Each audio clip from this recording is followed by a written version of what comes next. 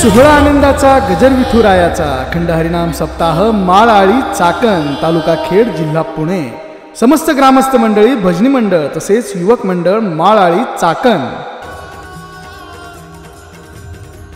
प्रक्षेपण आपल्या आवडत्या गजर कीर्तनाचा या यूट्यूब चॅनलवर 15 वर्षांपासून अखंड हरिनाम सप्ताह सुरू आहे. 15वे हे वर्ष आहे आणि भगवान गणेश जयंतीच्या निमित्तानं हा सुंदर देखणा असा कार्यक्रम आपल्या सर्वांच्या उपस्थितीमध्ये या ठिकाणी साजरा होत आहे. एकनाथ महाराजांचा अभंग सेवेकरता निवडलेला आहे. भगवंताला काय आवडतं याचा विचार आपण या अभंगामध्ये पाहणार आहोत.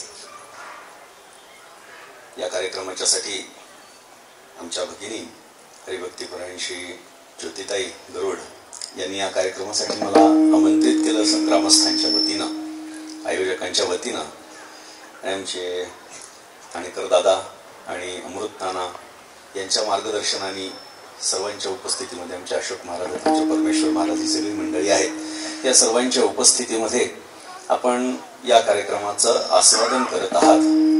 आजचा कीर्तनाचा हा दुसरा दिवस आहे सप्ताहामधला. खरं म्हणजे या कोरोनाच्या महामारीमुळे सगळे माणसं उदास झालेली आहेत. प्रत्येकाच्या उदासीचं कारण भिन्न आहे, स्वतंत्र आहे.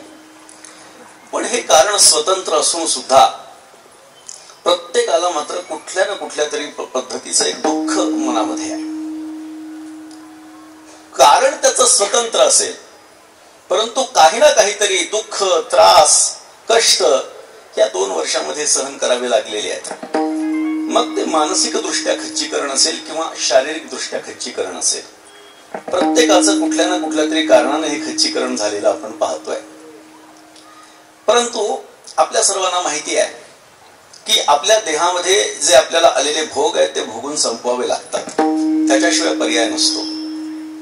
त्यामुळे आलेले कष्ट मनाने आणि नेटानं हे निभावून नेण्याचं काम हे आपण करणं गरजेचं असतं.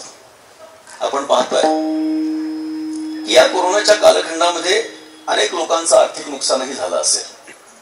कित्येक लोकांनी आत्महत्या देखील केल्या.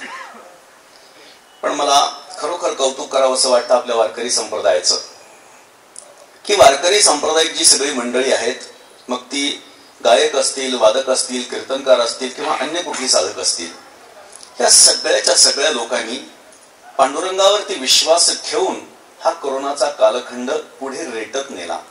आणि एकही उदाहरण आपल्याला असं बघायला मिळणार नाही की जिथे एखाद्या कीर्तनकारानं, एखाद्या टाळकऱ्यानं, एखाद्या गायकानं, एखाद्या वादकाने काहीतरी स्वतःच्या जीवाचा बरं वाईट करून घेतलं. ही शक्ती आपल्याला देणारं कोण आहे तर तो पांडुरंग परमात्मा आहे. ते आपले संत मायबाप आहेत आणि त्यांच्यामुळेच आपल्याला हे बळ मिळतं, हे लक्षात घ्या. मला हे सांगण्याचं कारण मी आपल्याला सांगेन, कारण की आज जिथे जावं तिथे कोरोनाच्या शिवाय दुसरा कुठला विषय आपल्याला ऐकायला मिळत नाही. कुठेही जा.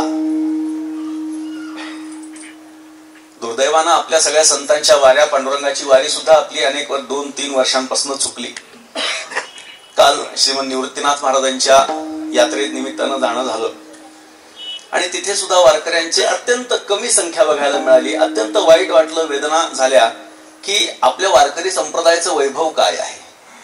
लाखो वारकरी ज्या ठिकाणी जमा होत असतात, आज तिथे तुरळक 10, 15, 25, 50 वारकरी जेव्हा बघायला मिळतात तेव्हा मनाला वेदना होतात आणि असं वाटायला लागतं की काय ही परिस्थिती आहे. परंतु जे काही होत असतं ते चांगल्यासाठी होत असतं.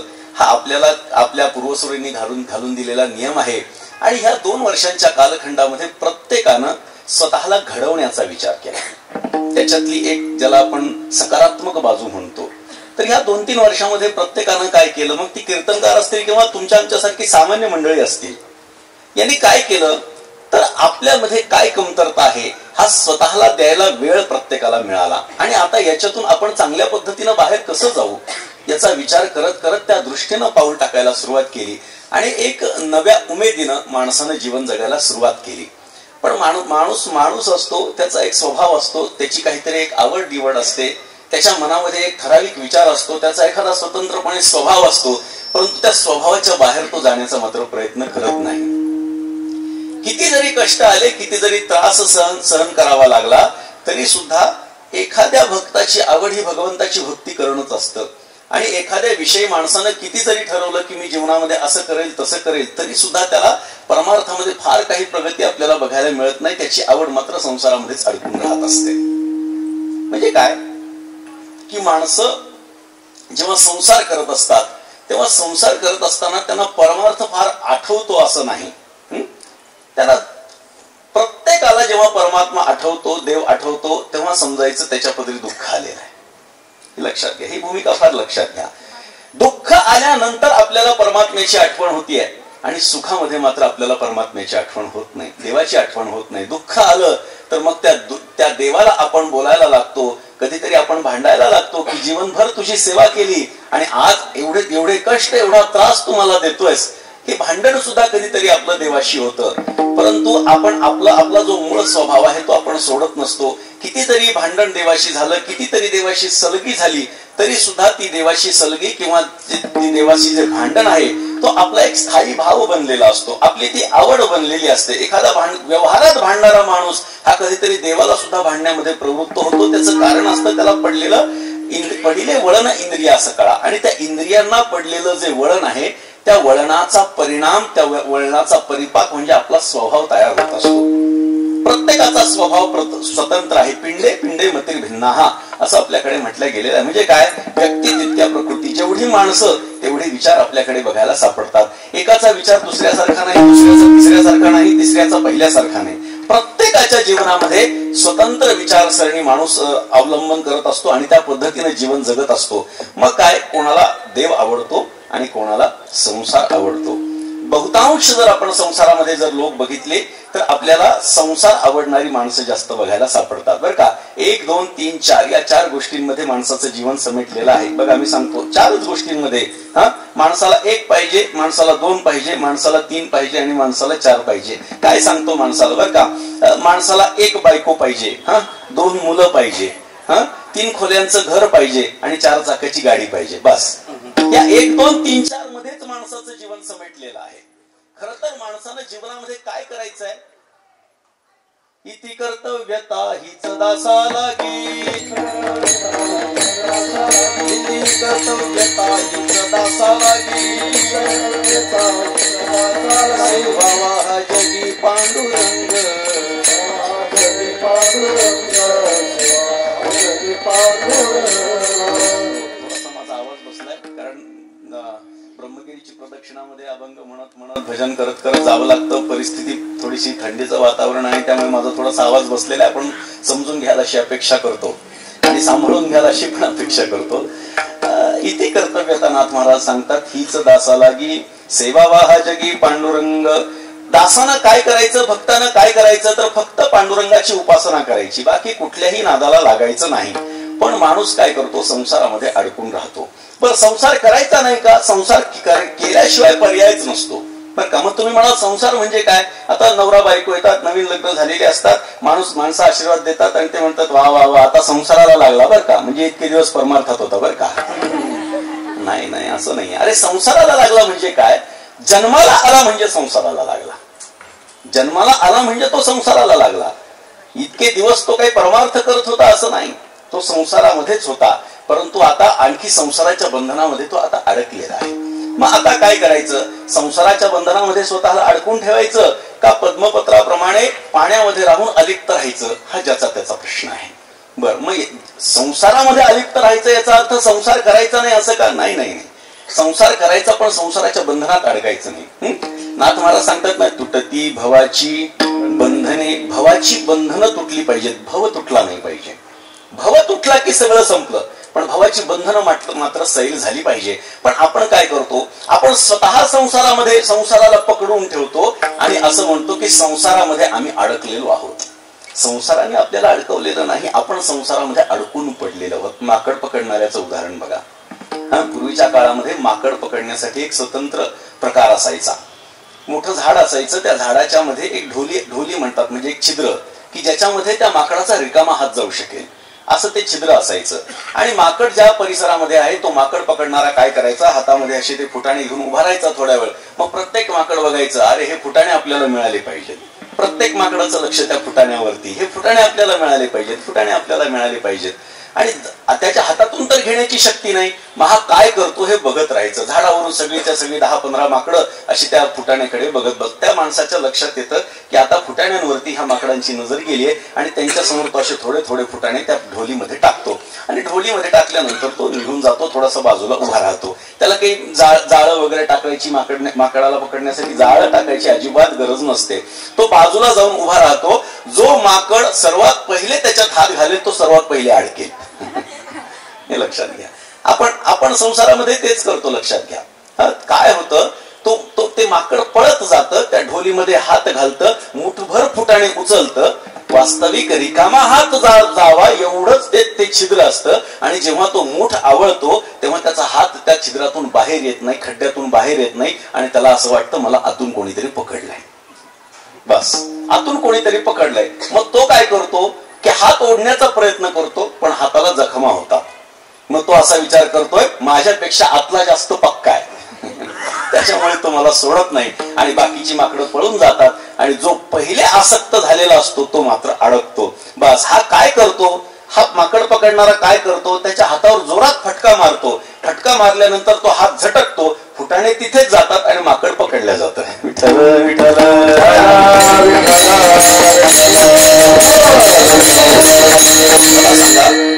मला सांगा त्या माकडाला स्वतंत्र होणं अवघड आहे का काही?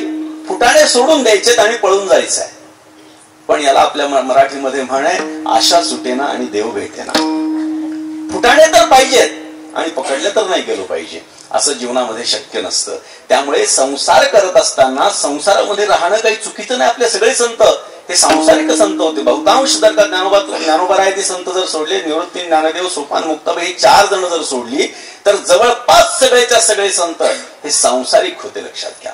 प्रत्येकाने संसार केला. हा कोणाचा संसार चांगला झाला असेल, कोणाचा वाईट झाला असेल, पण प्रत्येकानं व्यावहारिक दृष्ट्या ज्याला संसार म्हणतात, नवरा बायकोचं जीवन व्यतीत करणं असं ज्या संसाराचं नाव आपण देतो, तो संसार मात्र जवळपास सगळ्या संतांनी केलेला आहे.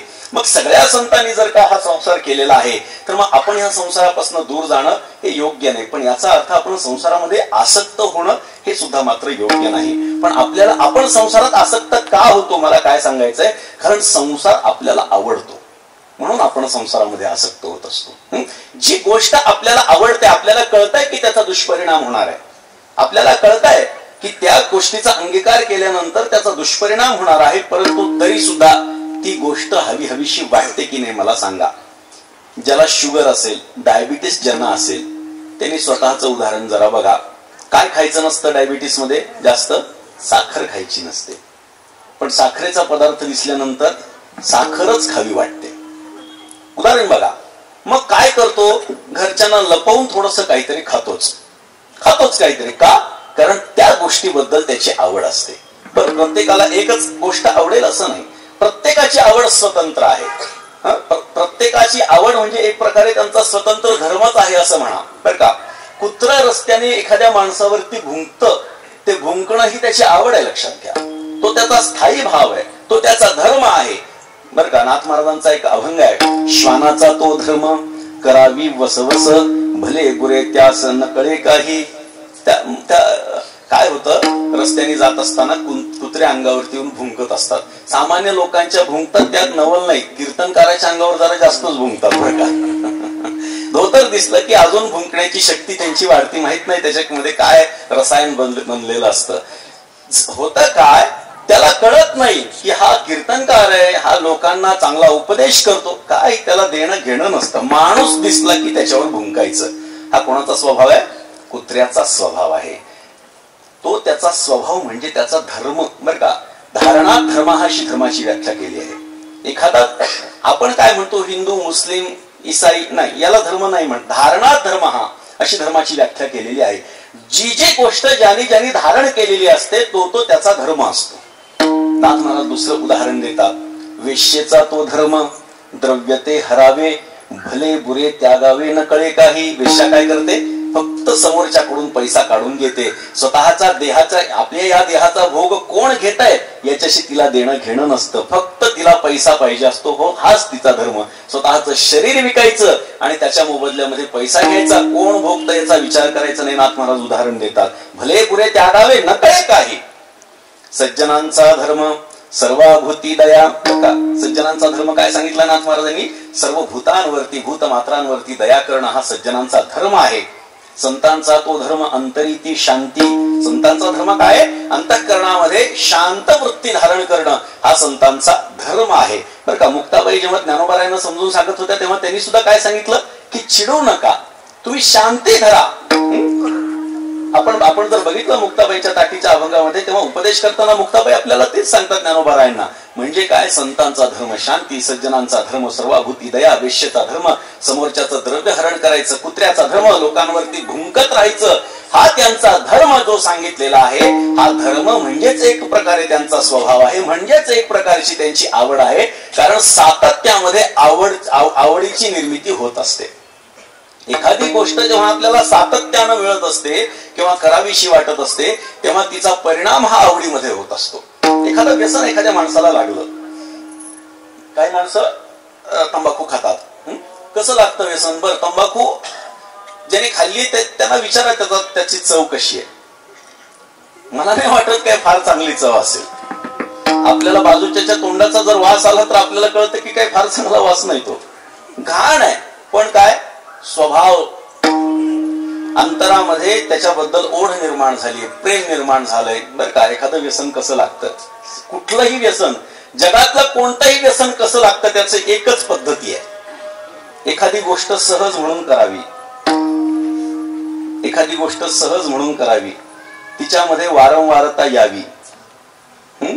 प्रत्येक गोष्ट चांगली किंवा वाईट प्रत्येक गोष्ट विचारात घ्या. एखादी गोष्ट सहज म्हणून करावी, तिच्यामध्ये वारंवारता यावी, त्यामध्ये सातत्य असावं, त्या वारंवारतेमध्ये सुद्धा सातत्य असावं. आणि हे सातत्य निर्माण झाल्यानंतर ती गोष्ट जर आपल्याला मिळाली नाही तर फुटो पाहे हृदय अशी अवस्था होऊन जावी. बस, व्यसन कशाचंही घ्या, व्यसन चांगलंही असतं. तुम्ही म्हणाल चांगलं वाईट व्यसन, हो, व्यसन चांगलं सुद्धा असतं.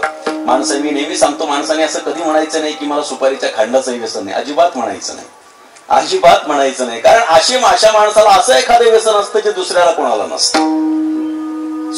सुपारीच्या खांडाचंही व्यसन नाही, व्यसन असावं, चांगलं असावं. गुरुवर्य भुले बाबा सांगायचे, विद्या व्यसनम व्यसनम अथवा हरिपाद सेवनम व्यसनम. एक तर विद्याभ्यासाचं माणसाला व्यसन असावं, नाही तर परमात्म्याच्या चरणाचं व्यसन असावं. पण विना व्यसन माणसानं असू नये, माणसानं व्यसनी असावं. मी जरा नारदाच्या गादीवर उभारून बोलतोय बरं का, मला माहिती आहे की मी काय बोलतोय, परंतु माणसाने व्यसनी असावं, पण ते व्यसन सद्व्यसन असावं. परमात्म्याच्या चरणाचं व्यसन असावं किंवा ज्ञानप्राप्तीचं माणसाला व्यसन असावं, पण व्यसनाशिवाय माणसानं राहू नये. व्यसन, आपण बघा, मी आता व्याख्या जी आपल्याला सांगितली, कोणतीही गोष्ट व्यसनामध्ये परिवर्तित त्यामुळेच होत असते. म्हणजे सर्वात पहिले कोणत्याही गोष्टीची सर्वात पहिले सुरुवात असते ती आवडीची. एकदा आवड निर्माण झाली की मग त्यामध्ये सातत्य यावं असं आपल्याला वाटत असतं. मग आता आपण बघितलं, आपण सामान्यांचा तुमचा आमचा विचार बघितला की तुम्हाला आम्हाला संसार आवडतो. प्रत्येकाची आवड स्वतंत्र आहे. आपण बघितलं, ज्ञानोबा फार सुंदर उदाहरण देतात. पाहे पा दूध पवित्र आणि गोड, पाशी त्वचेची या पदरा आड, परी ते अवेरून गोचिड अशुद्ध काही न सेविती. ज्ञानोबा सांगतात त्या गायीच्या स्तनांना, एक स्तनांवरती गोचिड बसलेलं असतं. ज्ञानोबा फार सुंदर उदाहरण देतात. ज्ञानोबारानं ही कल्पकता कशी एवढ्या कमी वयामध्ये आली असेल याचा विचार करून फार कौतुक वाटतं. आणि अगदी बस हात जोडायचे, याच्याशिवाय ज्ञानोबारायांबद्दल आपल्याला काही बोलता येत नाही आणि बोलता येणंही शक्य नाही. एवढी मती अत्युत्पन्न, अतिउच्च पद्धतीची अशी मती ही ज्ञानोबारायांना लागली. कुठेही उदाहरणं बघितली असतील, कधीतरी त्यांचं लक्ष त्याच्याकडे गेलं असेल. ज्ञानोबाराय सांगतायत, पाहे पा दूध पवित्र आणि गोड, गायीच्या स्तनांवरती गोचिड बसलेलं असतं. ज्ञानोबाराय सांगतात, काय असतं त्या गोचिडाच्या आणि त्या दुधाच्या मध्ये फक्त एक पडदा असतो म्हणे.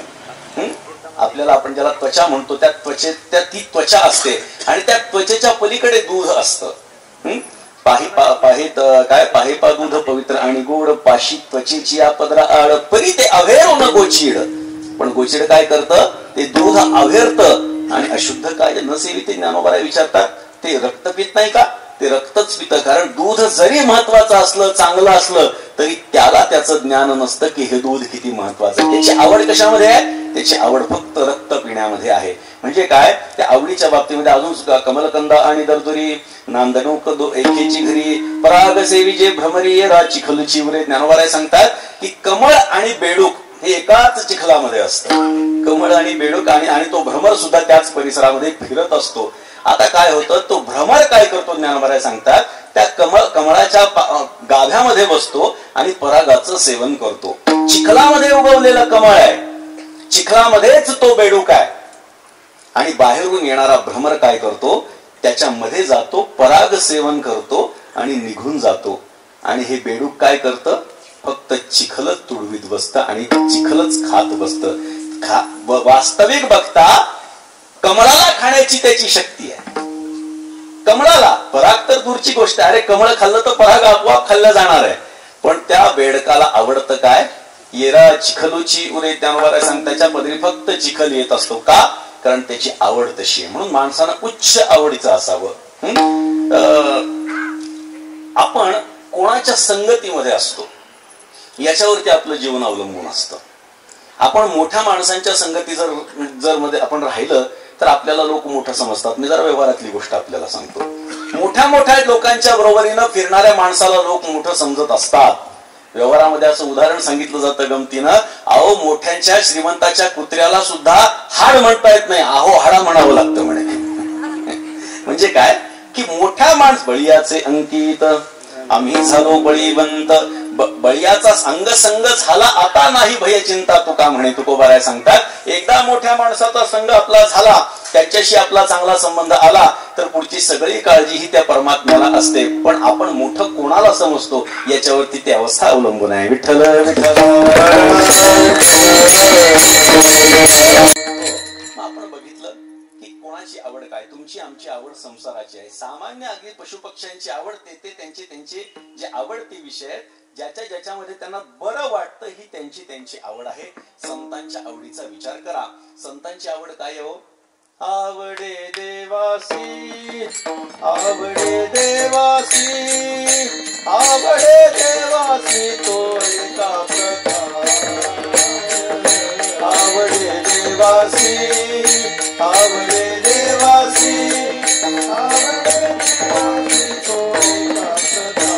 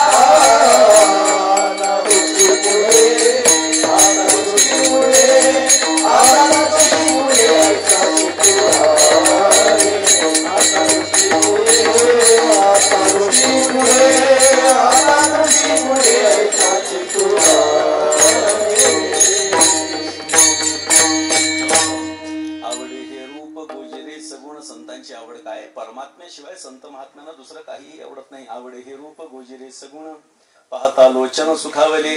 देवाच्या शिवाय दुसरी कोणतीही आवड नाही. मग ते देवाचं नाव असेल किंवा त्या देवाच्या रूपाचं दर्शन असेल, याच्या व्यतिरिक्त संत महात्म्यांना काहीही आवडत नसतं. तुम्हाला आम्हाला संसार आवडतो, त्या त्या विषयामध्ये आसक्त असणाऱ्या त्या त्या प्राण्यांना ती ती गोष्ट आवडते, पण संतांना जर आपण विचारलं तर देवाशिवाय काही आवडत नाही. बोलायचं असेल ते पण देवाबद्दलच बोलायचं, जायचं असेल तरी देवाकडेच जायचं, ऐकायचं असेल तर देवाच्या बद्दलच ऐकायचं, कोणतीही क्रिया जीवनामध्ये करायची असेल तर ती देवाच्या शिवाय दुसरी करायची नाही. कारण त्यांना माहिती आहे, दिली इंद्रिये हात पाय कान डोळे मुख बोलाया वचन, जेणे तू जोडसी नारायण नासे जीवपण भवरोग. प्रत्येक इंद्रियांचा वापर हा परमात्म्यासाठीच आपण केला पाहिजे. याच्यासाठीच परमात्म्याने सगळे आपल्याला इंद्रियाधिक दिलेली आहेत. याची जाणीव संत महात्म्यांना असते आणि सर्वसामान्यांना ती जाणीव नसते. म्हणून काय होतं की माणसं अडकून पडतात. बरं का, नाथ महाराज एकदा पांडुरंगाच्या दर्शनाला गेले. पंढरपूरला पांडुरंगाच्या दर्शनाला एकदा गेले म्हणजे नेहमी जात होते, वारीला जातच होते. पण एकदा अचानक जाणं झालं आणि अचानक वारी नसताना जाणं झालं. आणि नाथ महाराज जेव्हा गाभाऱ्यामध्ये जाऊ लागले, पायऱ्या चढू लागले नामदेव पायरीपासून, तेव्हा त्या मंदिराच्या अवतीभोवती अशी भिकारी मंडळी बसलेली दिसली. कोणाचे हात तुटलेत, कोणाचे पाय तुटलेत, कोणाला दिसत नाही, कोणाला बोलता येत नाही, कोणाला ऐकू येत नाही, आंधळे पांगळे मुके बहिरी अशी माणसं नाथ महाराजांना दिसली. आणि नाथ महाराजांना फार वाईट वाटलं. अरे हा देव स्वतःला दानशूर म्हणून घेतो, दाता म्हणून घेतो, सर्व शक्तिमान समजून घेतो, कृपाळू दयाळू समजून घेतो, आणि त्याच्या दरबारात ही अशी माणसं, कोणाला हात नाहीत, कोणाला पाय नाही, कोणाला दिसत नाही, कोणाला बोलता येत नाही, कोणाला ऐकू येत नाही. वाईट वाटलं. आणि नाथ महाराजांनी ठरवलं आपण देवाला याचा जाब विचारला पाहिजे. देवाच्या समोर जाऊन नाथ महाराज उभे राहिले आणि शांतीब्रह्म असणारे नाथ महाराज मात्र देवाला भांडू लागले. बरं का, आपल्याला काय वाटतं की शांतीब्रह्म म्हणजे काय? कोणतीही गोष्ट झाली की शांत बसायचं म्हणजे शांतीब्रह्म का? नाही हो, असं नाही. नाथ महाराजांनी आपल्याला आश्चर्य वाटेल, एकनाथ महाराजांनाच शांतीब्रह्म म्हणतो आपण. शांतीब्रह्म एकनाथ महाराज जेव्हा म्हणतो तेव्हा आपली अपेक्षा अशी असते की काही जरी झालं तरी शांत बसावं, असं नाहीये. अहो, ज्यावेळी परकीय लोकांनी आक्रमण केलं तेव्हा एकनाथ महाराजांनी हातामध्ये तलवार सुद्धा घेतलेली आहे. आणि फक्त तलवार घेतली असं नाही, तर परकीयांना त्यांनी लढवून हरवून वापस देखील पाठवलेलं आहे. एवढी शक्ती ती बाळगलेले नाथ महाराज होते. पण नाथ काय झालं, आतमध्ये गेल्यानंतर देवाला आपण जाब विचारावा असं नाथ महाराजांनी ठरवलं. आणि पांडुरंगाच्या समोर जाऊन उभे राहिले आणि तावातावानं बोलू लागले. देव आणि संत यांची भांडणं आपण नेहमी पाहत असतो बरं का. देव आणि संतांची भांडणं ही नेहमी आपण पाहतो. जनाबाई तर आपण आपल्या याच्यासाठी तर प्रसिद्ध आहे. अरे अरे विठा मूळ मायेच्या करट्या तुझी रांड रडकी झाली, इथपर्यंत भाषा काही माणसं ही क्षेपक अभंग म्हणतात असेल सुद्धा. पण काय की देवाला बोलत असत, धुंद झाला तुझा दरबार हा अभंग पूर्ण बघा म्हणजे आपल्याला कळेल की जनाबाईंच्या मनामध्ये देवाबद्दल काय आहे किंवा त्या देवाशी कशा पद्धतीचं भांडण करतात. पण काय होतं की माणसं फक्त मोठ्या माणसांचं आचरण करतात. लोक म्हणतात जनाबाई भांडल्या, आम्ही सुद्धा भांडतो, जनाबाईंनी देवाला शिव्या दिल्या, आम्ही पण देवाला शिव्या देतो. नाही, जनाबाईंचा अधिकार हा सर्वसामान्य स्त्रियांसारखा अधिकार नाही बघा. जनाबाई ह्या श्रेष्ठ अशा संत होत्या. नामदेवरायांच्या जरी त्या शिष्य असतील तरी सुद्धा त्यांनी स्वतःच्या आचरणानं देवाचा अनुग्रह प्राप्त करून घेतलेला होता, देवाचा विश्वास संपादन करून घेतलेला होता. आणि त्यामुळे त्यांना ही मोठी अवस्था प्राप्त झालेली होती. त्यामुळे त्या शिव्या देतात म्हणून आम्ही देवाला शिव्या देणार असं मात्र करता कामा नाही बरं का. उदाहरण देतो म्हणजे आपल्याला कळेल. कबीरजी काशी विश्वेश्वरामध्ये राहत असत. कबीरदासजी आपण ज्याला म्हणतो, त्यांनी असा विचार केला की जनाबाई खूप मोठं नाव आपण ऐकलंय आणि त्यांच्या दर्शनासाठी आपण जाऊयात असं त्यांनी विचार केला. आणि जनाबाईंच्या दर्शनाला पंढरपूरला ते आले. काशी विश्वेश्वराहून वाराणसीहून जनाबाईंच्या दर्शनासाठी कबीरदासजी पंढरपुरामध्ये आले. आणि पंढरपुरामध्ये प्रवेश केल्यानंतर गावाच्या जवळ जेव्हा गेले तेव्हा दोन स्त्रिया अगदी कडाक्याचं भांडण करत होत्या. अगदी नळावर जशी भांडणं होतात तशा पद्धतीची भांडणं त्या दोन स्त्रियांची चालू होती. आणि त्या भांडणाचा विषय होता शेणाच्या गोवऱ्या. ज्या शेणापासून बनतात त्याचा अग्नी प्रज्वलित करून काही माणसं स्वयंपाक देखील घरामध्ये केला जातो ज्यांच्या मार्फत. तर त्या गोवऱ्यावरून भांडण सुरू झाली. सगळी माणसं जमा झाली. आपल्याकडे पद्धत आहे, भांडण सुरू झालं की ते सोडवण्यापेक्षा कशा पद्धतीने ते रंगलं हे बघण्यामध्ये जास्त इंटरेस्ट. बरं, त्यावेळी काही मोबाईल नव्हते, नाही तर शूटिंग काढत बसले असतील. नाही तर लोकांना वाचवण्यापेक्षा शूटिंग काढण्यात जास्त मजा वाटते. झालं, तिकडे लोक जमा झाले. कबीरजी पण बघू लागले काय झालंय, कोणाला कोणी मारलंय का म्हणून वाकून बघितलं. पण दोन स्त्रियांची भांडणं लागलेली दिसली. ते म्हणले अशा भानगडीमध्ये आपण पडायचं नसतं, आपल्याला जनाबाईंचं दर्शन घ्यायला जायचं. इतक्या लांबून आपण कशाला आलोय जनाबाईंचं दर्शन घेण्यासाठी. अशा बायकांच्या काय नादी लागायचं म्हणजे कशावरून भांडतायत तर शेणाच्या गोवऱ्यावरून. त्यांनी तिथल्याच गर्दीतल्या माणसाला विचारलं, म्हणे का हो बाबा जनाबाईंचं दर्शन घेण्यासाठी काशीवरून आलोय म्हटली मी. कुठे राहतात त्या, कसं जायचं त्यांच्या घराकडे? त्यांनी सांगितलं तिकडे जायची काही गरज नाही म्हणले. या 2 बायकांपैकी एक बाई जनाबाई आहे म्हटले. झालं, डोक्याला हात लावला कबीरजींनी. जिचं दर्शन घेण्यासाठी वाराणसीहून इथे आलो ती स्त्री भांडती शेणाच्या गोवऱ्यावरून. अरे अरे अरे म्हटले, विनाकारण आपला प्रवास झाला, चला परत. जनाबाईंचं लक्ष होतं. जनाबाईंनी सांगितलं थांबा थांबा बाबा जरा.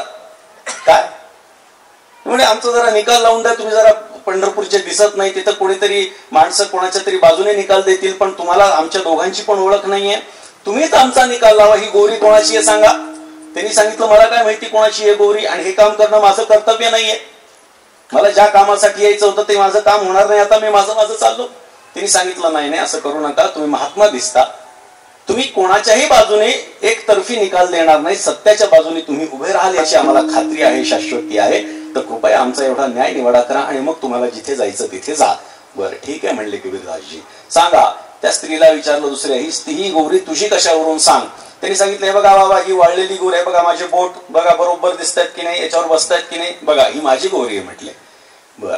जनाबाईंना विचारलं ही गोरी तुमची कशावरून. तेव्हा तिने सांगितलं महाराज, कानाला गोरी लावायची ज्याच्यातून विठ्ठल विठ्ठल आवाज येईल ती गोरी माझी. महाराज, जनाबाईंच्या गोवऱ्या, शेणाच्या गोवऱ्या जनाबाईंचा हात लागलेल्या, कानापाशी नेल्या तर त्या विठ्ठल विठ्ठल करू लागल्या आणि निकाल देण्याची गरजच पडली नाही, त्या जनाबाईंच्याच होत्या. मला सांगायचंय काय, हे उदाहरण, हा दृष्टांत कशासाठी मी आपल्याला सांगितला की जनाबाई शिवाय देतात म्हणून आपणही शिवाय द्यायच्या नाहीत. त्यांच्या शेणाच्या गोवऱ्या सुद्धा विठ्ठल विठ्ठल करतात आणि आपलं चांबड्याचं मुख विठ्ठल विठ्ठल म्हणत नाही. विठ्ठल विठ्ठल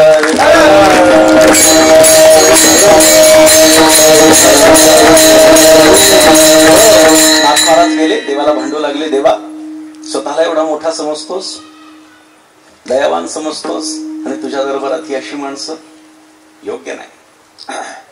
तेव्हा देवानं सांगितलं, पांडुरंगाने सांगितलं, महाराज जे आहे ना ते बरोबर आहे. प्रत्येकाला त्यांच्या त्यांच्या कर्मानुसार त्यांची ही अवस्था केलेली आहे. पण नाथ महाराज काही ऐकायला तयार होईनात. शेवटी देवानी सांगितलं, महाराज मी खाली उतरतो, तुम्ही जरा विटेवरती येऊन उभा राहा. पांडुरंग परमात्मा खाली उतरले. नाथ महाराज विटेवरती जाऊन उभे राहिले, कमरेवरती हात ठेवले. ज्या ज्या माणसांकडे त्यांनी आत येताना बघितलं त्या एकेका माणसाकडे त्यांचं लक्ष गेलं. पाय तुटलेल्या माणसाकडे गेलं, त्याचा पूर्वजन्म दिसू लागला. या पायांचा वापर त्यानं कधीही चांगल्या ठिकाणी जाण्यासाठी केला नव्हता. कीर्तन सुरू झालंय, घरामध्ये बसून ऐकू येत आहे, घरामध्येच बसला. पुढच्या जन्मात पाय गेले. चांगल्या ठिकाणी जायचंय, वारीला जायचंय, पायाचा वापर नाही. तीर्थयात्रेला जायचं, पायाचा वापर नाही. कीर्तन प्रवचन भजनादिकांना जायचं, ह्या पायाचा वापर त्यानं केला नाही. त्याच्यामुळे ही अवस्था त्याची झाली असं नाथ महाराजांच्या लक्षात आलं. बर झालं असं, आंधळ्या माणसाकडे लक्ष गेलं, त्याचा पूर्वजन्म दिसू लागला. त्या आंधळ्या माणसानं खरं तर देवाचं मुख बघण्याशिवाय दुसरं काहीही करणं अपेक्षित नाही, कारण भगवंतानं डोळे त्याच्यासाठीच दिलेत. डोळे तुम्ही घ्या रे सुख, पहा विठोबाचे मुख. विठोबाचं मुख बघण्याकरता आपल्याला परमात्म्यानं डोळे दिलेत. या डोळ्यांचा वापर त्यानं कायम वाईट गोष्टी बघण्याकरता केला, म्हणून त्याची ही अवस्था झाली असं लक्षात आलं. नाथ महाराजांच्या मुख्या माणसाकडे लक्ष गेलं, त्याचाही पूर्वजन्म दिसू लागला. मुका झालो वाचा गेली, होतो पंडित महाज्ञानी, दशग्रंथ षडशास्त्र पुराणी, चारी वेद मुखोद्गत वाणी, गर्वामध्ये झाली सर्व हानी. जिव्हाला चावली भोजना, दुग्ध घृत शर्करा पकवांना, निंदिले उपांना, तेणे पातलो मुखबंधना. या मुखानं काय केलं, साधू संतांची निंदा केली, हरिभक्तांची स्तुती नाही केली, तेणे वाचा पंगू झाली, एका जनार्दनी कृपा लाधली. या मुखाचा वापर त्यानं कधीही चांगल्या गोष्टी बोलण्यासाठी केलेला नव्हता. अगदी एका वाक्याच्या, बर का, काही माणसं अशी पण बघितलेली आहेत की शिव्यांच्या संपुटामध्ये त्यांचं वाक्य असतं. म्हणजे वाक्य सुरुवातीच्या आधी शिवी आणि वाक्य संपल्यानंतरही शिवी, अशा पद्धतीची माणसं बोलणारी असतात. खूप माणसं मी अशी बघितलेली आहेत, आणि त्यांच्याकडे सुद्धा फार मोठा खजिना असतो बर का. शिवांचा फार मोठा खजिना असतो, म्हणजे आपण विचार सुद्धा करू शकत नाही इतका खजिना त्यांच्याकडे असतो. मग याच्यात बायका सुद्धा कमी नाहीत बर का. खूप सगळीकडे अशी माणसं बघायला आपल्याला सापडतात. त्या मुखाचा वापर त्यानं चांगल्या गोष्टी बोलण्यासाठी केला नाही, म्हणून त्याची अशी अवस्था झाली. बहिऱ्याकडे लक्ष गेलं, त्याचा पूर्वजन्म दिसू लागला. बहिरा झालो या जगी, नाही ऐकले हरी कीर्तन, नाही केले पुराण श्रवण, नाही वेदशास्त्र पठण, गर्भी बहिरा झालो त्या गुणे. नाही संत कीर्ती श्रवणी आली, नाही साधू सेवा घडीली, पितृवचनासी पाठ विधली, तीर्थे व्रते असोनी त्या गेले. माता माऊली पाचारी माता माऊली पाचारी शब्द नाही दिला शब्द नाही दिला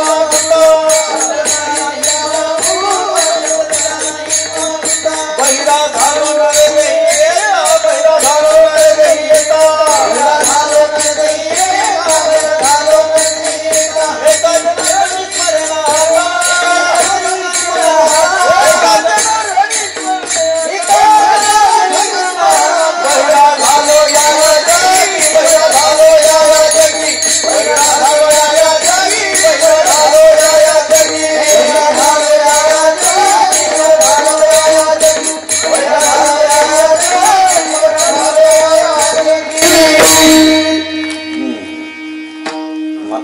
पाचारिता शब्द नाही दिला मागुता बहिरा झालो नरदेही एका एका जनार्दनी स्मरे नाता. बाळू इकडे बाळू इकडे बाळू नाही काहीच ऐकलं नाही. पुढचा जन्म बहिऱ्याचा प्राप्त झाला. हात तुटलेल्या माणसाकडे लक्ष गेलं, त्याचा पूर्वजन्म दिसू लागला. या हातानं काय करणं अपेक्षित आहे? दान धर्म करणं अपेक्षित आहे. मागच्या जन्मात त्यांनी या हातांचा वापर दान धर्म करण्यासाठी केला नाही. या हातांचा वापर देवाचं पूजन करण्यासाठी केला नाही. या हातांचा वापर कोणाला मदत करण्यासाठी केला नाही. आणि कीर्तनामध्ये विठ्ठल विठ्ठल भजन करा असं कीर्तनकारांनी सांगून तर टाळी वाजवण्यासाठी अजिबात केला नाही. विठ्ठल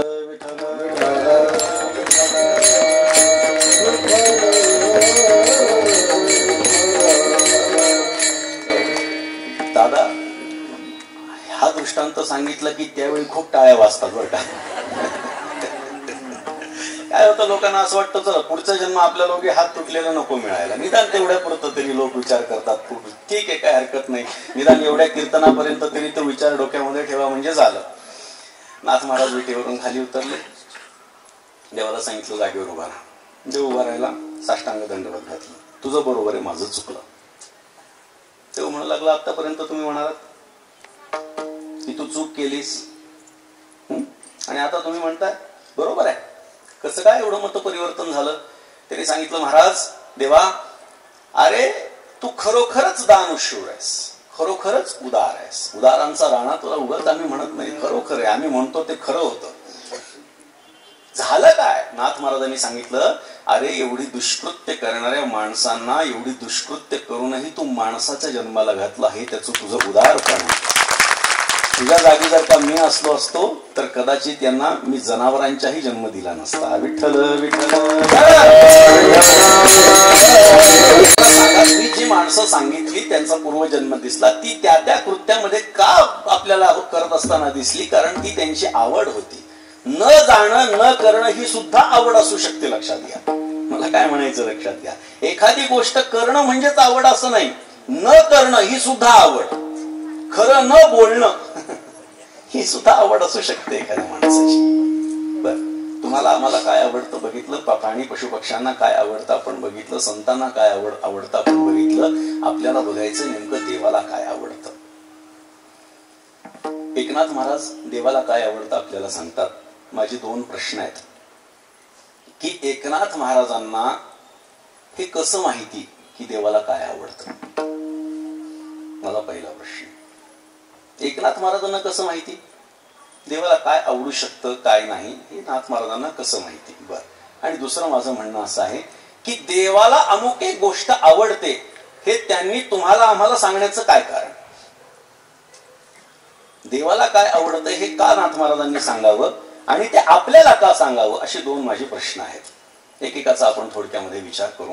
नाथ महाराजांनी देवाची आवड आपल्याला सांगितली. पहिला माझा प्रश्न, एकनाथ महाराजांना कसं कळालं की देवाला काय आवडतं. त्याची दोन उत्तरं माझ्याकडे आहेत. एकतर एकनाथ महाराज हे स्वतः भक्त होते आणि देवाला काय आवडतं हे भक्ताशिवाय कोणीही सांगू शकत नाही, आणि भक्ताला काय आवडतं हे देवाशिवाय दुसरं कोणी सांगू शकत नाही. नाथ महाराजांचं सुप्रसिद्ध उदाहरण आहे, संतांचा महिमा देवची जाणे, संतांचा महिमा देवची जाणे, संतांचा महिमा देवची जाणे, संतांचा महिमा देवची जाणे, संतांचा महिमा देवची जाणे, संतांचा महिमा देवची जाणे, संतांचा संतासी पुसणे देवाची आवड संतासी पुसणे ऐशी आवडी एकमेका ऐशी आवडी एकमेका ऐशी आवडी एकमेका ऐशी आवडी एकमेका ऐशी आवडी एकमेका ऐशी आवडी एकमेका ऐशी आवडी एकमेका आवडी एकमेका. नाथ महाराज सांगतात संतांचा महिमा देवची जाणे देवाची गोडी संतासी पुसणे ऐसी आवडी एकमेका परस्परे नोहे सुटिका. संतांना काय आवडतं देवाला विचारायचं आणि देवाला काय आवडतं हे संतांना विचारायचं. म्हणजे भक्तालाच कळतं की माझ्या परमप्रियास्पदाला काय आवडतं हे फक्त भक्तांना कळू शकतं. खरोखरचं प्रेम असेल तरच ह्या गोष्टी कळू शकतात. आपल्याकडे प्रेमाची व्याख्या म्हणजे आकर्षण अशी झालेली आहे. सध्याच्या काळामध्ये प्रेम म्हणजे काय तर आकर्षण आणि त्याच्यातही आकर्षण म्हणजे शारीरिक आकर्षण म्हणजे प्रेम अशी प्रेमाची व्याख्या सर्वसाधारणपणे समाजामध्ये आपल्याला बघायला सापडते. पण प्रेम आहे काय ते कसं व्यक्त होत असतं याचं उदाहरण त्याची व्याख्या काय आहे तर आपल्याला शास्त्रकारांनी सांगून ठेवलेलं आहे. शास्त्रकार असं सांगतात की प्रेम म्हणजे काय ददाति प्रतिगृह्णाति गुह्यमख्याति पृच्छति भुंक्ते भोजयते चैव षड्विधम प्रीति लक्षणम. प्रीतीची लक्षणं 6 लक्षणं शास्त्रकारांनी सांगितलेली आहे. ददाति प्रतिगृह्णाति काहीतरी तिथे दिल्या जातं काहीतरी घेतल्या जातं हे पहिलं उत्तर आहे.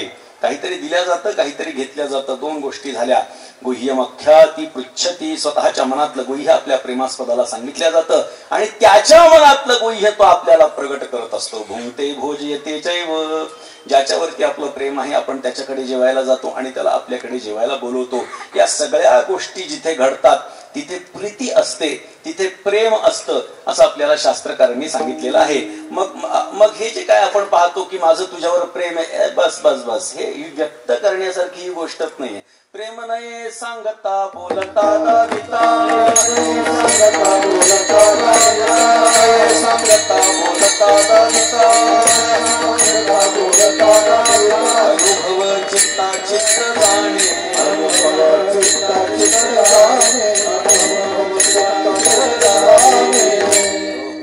सांगता बोलता दाविता अनुभव चित्ता चित्त जाणे. ज्याचं ज्याच्यावरती झालं त्यालाच ते कळत असतं. ते सांगता येत नसतं बोलायचं कारणही नसतं. अशी प्रेमाची लक्षणं सांगितलेली आहे. त्यामुळे देवाला काय आवडतं हे संतच सांगू शकतात भक्तच सांगू शकतो आणि भक्ताला काय आवडतं हे फक्त देवच सांगू शकतो. हे पहिलं उत्तर. दुसरं उत्तर आपल्यासाठी कदाचित वेगळं वाटेल आपल्याला काही जणांना परंतु ज्यांना वारकरी सांप्रदायिक संतांचं चरित्र माहिती आहे त्यांना मात्र माझं उत्तर बरोबर वाटेल. त्याचं कारण असं आहे एकनाथ महाराजांना देवाची आवड माहिती आहे. त्याचं कारण असं आहे की एकनाथ महाराज स्वतःच देव आहेत. भानुदासाचे कुळी महाविष्णूचा अवतार क्षेत्र प्रतिष्ठान वसती गोदावरी तीर क्षेत्र प्रतिष्ठान वसती गोदावरी तीर. भानुदासाचे कुळी महाविष्णूचा अवतार क्षेत्र प्रतिष्ठान वसती गोदावरी तीर क्षेत्र प्रतिष्ठान वसती गोदावरी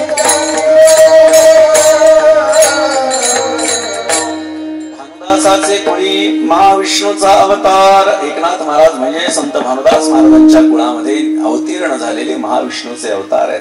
भानुदासाचे कुळी म्हणण्याचं कारण असं आहे की भानुदास महाराजांची जी कुळवल्ली आहे ती सर्व श्रेष्ठ आहे असं एकनाथ महाराजांनी त्यांच्या भागवतामध्ये लिहून ठेवलेलं आहे. निजात्म मंडपा वेली गेली असं म्हटलंय. ही जी वंशवल्ली आहे नाथ महाराज सांगता ही निजात्म मंडपापर्यंत गेलेली भानुदास महाराजांची. काय कारण आहे कारण आज पंढरपुरामध्ये आपण पांडुरंगाचं दर्शन घेतो त्याच्या पाठीमागे एकच संत आहेत आणि ते म्हणजे संत भानुदास महाराज. काही मंडळींना असं वाटेल की आम्ही तर असं ऐकलं होतं पुंडलिकाची भेटी परब्रह्म आले का पुंडलिकाच्या साठी आला तो आणि महाराज म्हणतात भानुदास महाराजांमुळे उभा आहे. बरोबर आहे. दोन्हीही उत्तर बरोबर आहेत. पुंडलिकाच्या साठी आला आणि भानुदास महाराजांच्या मुळे तो स्थिर झाला असं आपल्याला म्हणता येईल.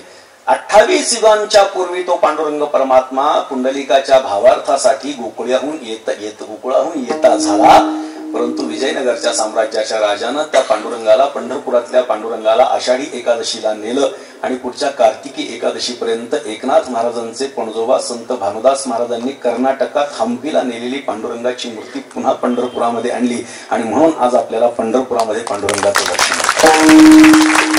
हा इतिहास आहे, ही भाकड कथा नाहीये ताई. आपल्याला माहिती आहे, तुम्ही तर मराठवाड्यातल्या आहात, आपल्या ही भाकड कथा नाही आहे. अशोक महाराज याच्या पाठीमागे इतिहास आहे, याच्या पाठीमागे एक भले मोठे कागदपत्र आहेत, लिखित स्वरूपामध्ये हा इतिहास आहे. हा बऱ्यापैकी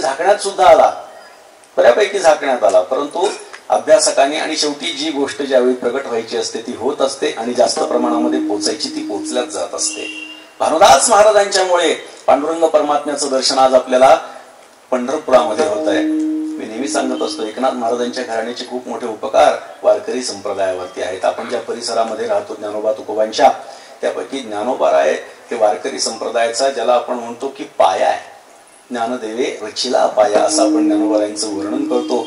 त्या ज्ञानोबारायांना सुद्धा लोक विसरून गेले होते, पण आज ज्या चौथऱ्यावरती ज्ञानोबारायांचे आपण डोकं टेकवतो त्याच्या पाठीमागे एकनाथ महाराजांचं कार्य लक्षात घ्या.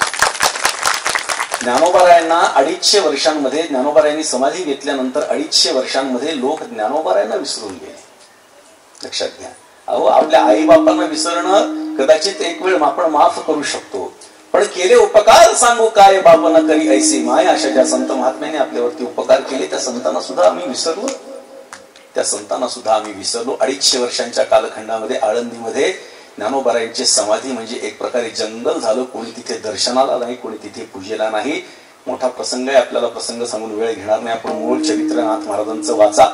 नाथ महाराजांनी ज्ञानोबारायांच्या समाधीचा शोध लावला आणि जिथे आपण ज्या चौथऱ्यावरती ज्ञानोबारायांच्या डोकं टेकवतो तो चौथरा एकनाथ महाराजांनी बांधला आणि त्याचा मूळ गाभारा एकनाथ महाराजांनी बांधून काढला आणि ज्ञानोबारायांच्या समाधीच्या पूजनासाठी स्वतःच्या शिष्यांना तिथे थांबवलं. कायमचं पूजेची पद्धती घालून दिली.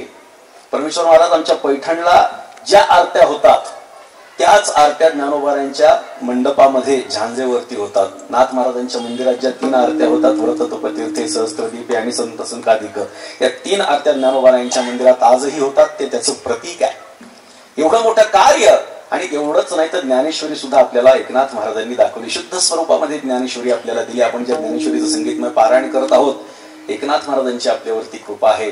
शुद्ध ज्ञानेश्वरीची नाथ महाराजांनी तयार केली म्हणून आपण आज ज्ञानेश्वरी वाचू शकतोय, शुद्ध स्वरूपातली ज्ञानेश्वरी वाचू शकतोय.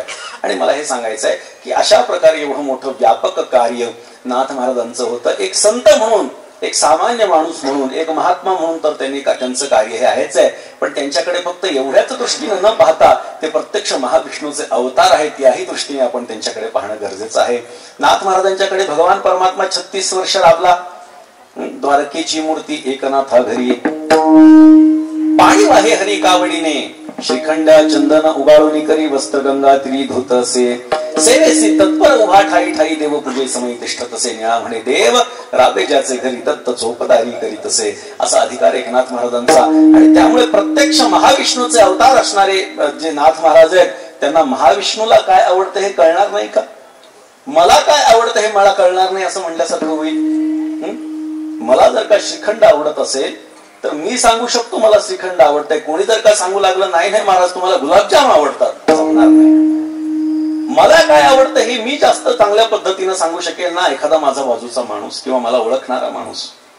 त्यामुळे एकनाथ महाराज आपल्याला देवाची आवड सांगतायत.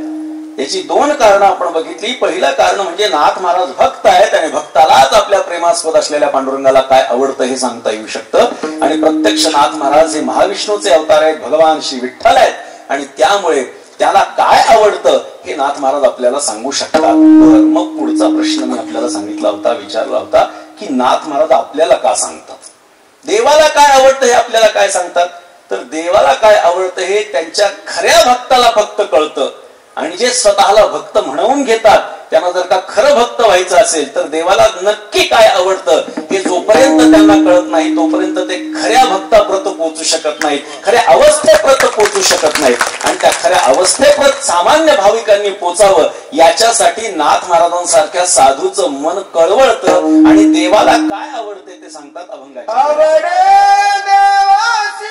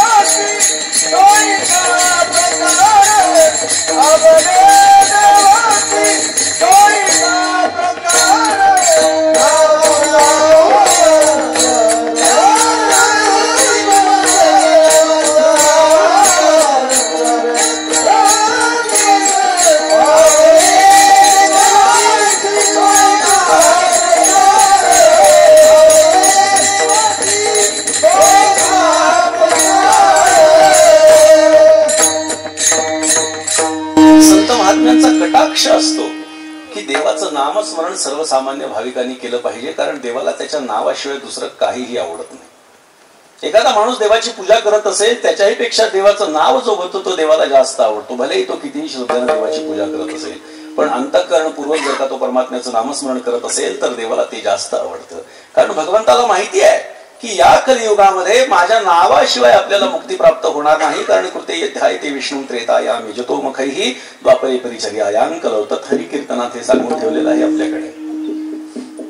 कृतयुगामध्ये भगवंताचं ध्यान केल्यानंतर परमात्म्याची प्राप्ती व्हायची, त्रेतायुगामध्ये यज्ञयाग केल्यानंतर परमात्म्याची प्राप्ती व्हायची, द्वापर युगामध्ये भगवंताची पूजा केल्यानंतर भगवंताची प्राप्ती व्हायची, आणि कलियुगामध्ये परमात्म्याचं नामस्मरण केल्यानंतर परमात्म्याची प्राप्ती होते. हे देवाला माहिती आहे.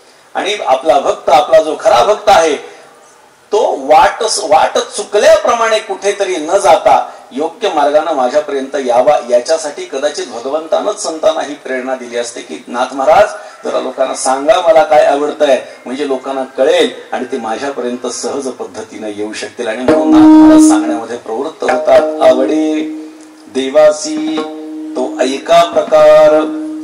इथे ऐका प्रकार असं नाथ महाराज सांगतात बरं का. ऐका असं जेव्हा आपण म्हणतो, ज्ञानोबाराय सुद्धा म्हणतात, तरी अवधान ऐकले दिजे मग सर्व सुखासी प्राप्त होईल. हे प्रत्युत्तर माझे उघड ऐका. हे ऐका ऐका म्हणणं जे असतं बरं का, एखाद्या माणसाचं लक्ष आपल्याकडे वेधून घ्यायचं असेल तर आपण म्हणतो ऐका. आता ऐका म्हटल्यानंतर आता प्रत्येक जण जी खाली मान घालून आता बसलेली होती त्यांनी लगेच मान वर केली. काय म्हणतात महाराज, म्हणजे काय ऐका असं म्हटल्यानंतर माणसाचं लक्ष केंद्रित होत असतं. म्हणून नाथ महाराजांनी सांगितलंय आवडे देवासी तो ऐका प्रकार. ऐका मी काय बोलतोय ते. काही गोष्टी ज्या असतात त्या कोणाला सांगायच्या असतात, कोणाला सांगायच्या नसतात. काही गोष्टी ज्या असतात त्या कोणालाच सांगायच्या नसतात, आणि काही गोष्टी ज्या असतात त्या सगळ्यांना सांगायच्या असतात. काही गोष्टी ह्या कोणालाच सांगायच्या नसतात. चोरी कर कोणाला सांगायचं, कोणालाच सांगायचं नाही.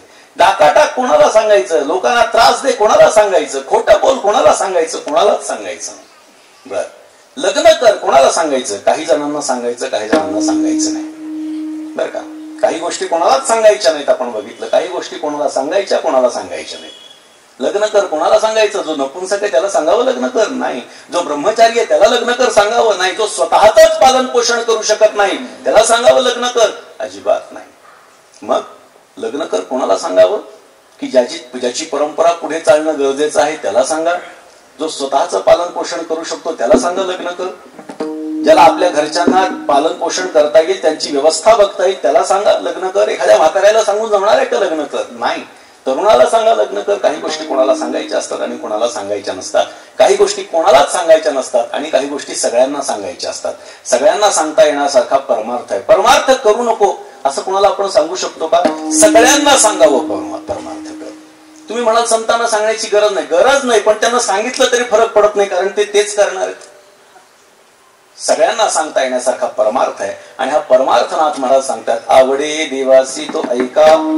ऐका ऐका म्हणजे कोणीतरी एकाने ऐका का, ऐक का, ऐक आणि ऐका. ऐक एक वचन, ऐका अनेक वचन. ऐका म्हणजे एकापेक्षा जास्त जणांनी म्हणजे सर्वांनी ऐका. आवडे देवासी, देवाला काय आवडतं तो प्रकार मी तुम्हाला सांगणार आहे, ऐका. आणि सर्वात पहिली देवाची आवड सांगितली नामाचा उच्चार रात्रंदिवस. तुम्ही म्हणाल नामाचा उच्चार जर का रात्रंदिवस आम्ही करत बसलो तर आमचे व्यवहार कसे होणार, आम्ही आमच्या घरच्यांकडे कसं लक्ष देणार? जर अखंड आम्ही हरी हरी हरी हरी हरी म्हणत बसलो तर आमचं पालन पोषण आमच्या घराचं कोण करणार? तर नामाचा उच्चार रात्रंदिवस याचा अर्थ असा आहे की कोणतंही कर्म तुम्ही करत असाल तरी हरीचं विस्मरण मात्र होऊ देऊ नका. याचा अर्थ नामाचा उच्चार रात्रंदिवस.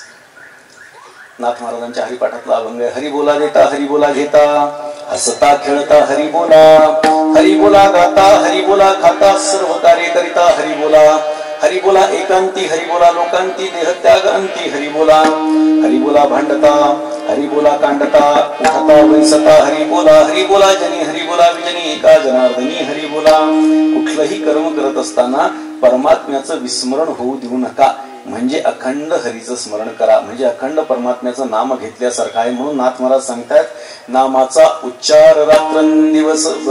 रात्रंदिवस असा जरी नामाचा उच्चार संत महात्म्याने आपल्याला सांगितलेला असला तरी प्रत्येकाला रात्रंदिवस त्याचं स्मरणही कदाचित होणार नाही. मग काय ज्ञानोबा सांगतात, तरी मोठकी निमिषभरी दे तुझा, काही क्षण तरी परमार्थासाठी काढ. पण माणसं म्हणतात, नाही हो, काय सांगावं तुम्हाला, फार अवघड परिस्थिती आहे. आता सध्या अशी परिस्थिती आहे की जर का नोकरी केली नाही तर आमच्या घरच्यांचं पालन पोषण आम्हाला करता येणार नाही, त्यामुळे सगळं लक्ष द्यावं लागतं. ऑफिसमध्ये एवढं काम असतं, आल्यानंतर थकून जातो, झोपावं वाटतं, सकाळी पुन्हा उठवत नाही थंडीचं, मग जरी उठावं वाटलं तरी ऑफिसला जावं लागतं, कुठे वेळ आहे मला सांगा. मग आपण सांगतो तुम्ही थांबा थोडंसं, आता थोडा कोरोना संपला ना की बस मी सगळं व्यवस्थित सुरू करतो. बरं, आता कोरोना संपला, आता देवाची भक्ती सुरू करा. थांबा थांबा थांबा, मुलीचं 10वीचं वर्ष आहे, मुलाचं अजून काहीतरी चालू आहे.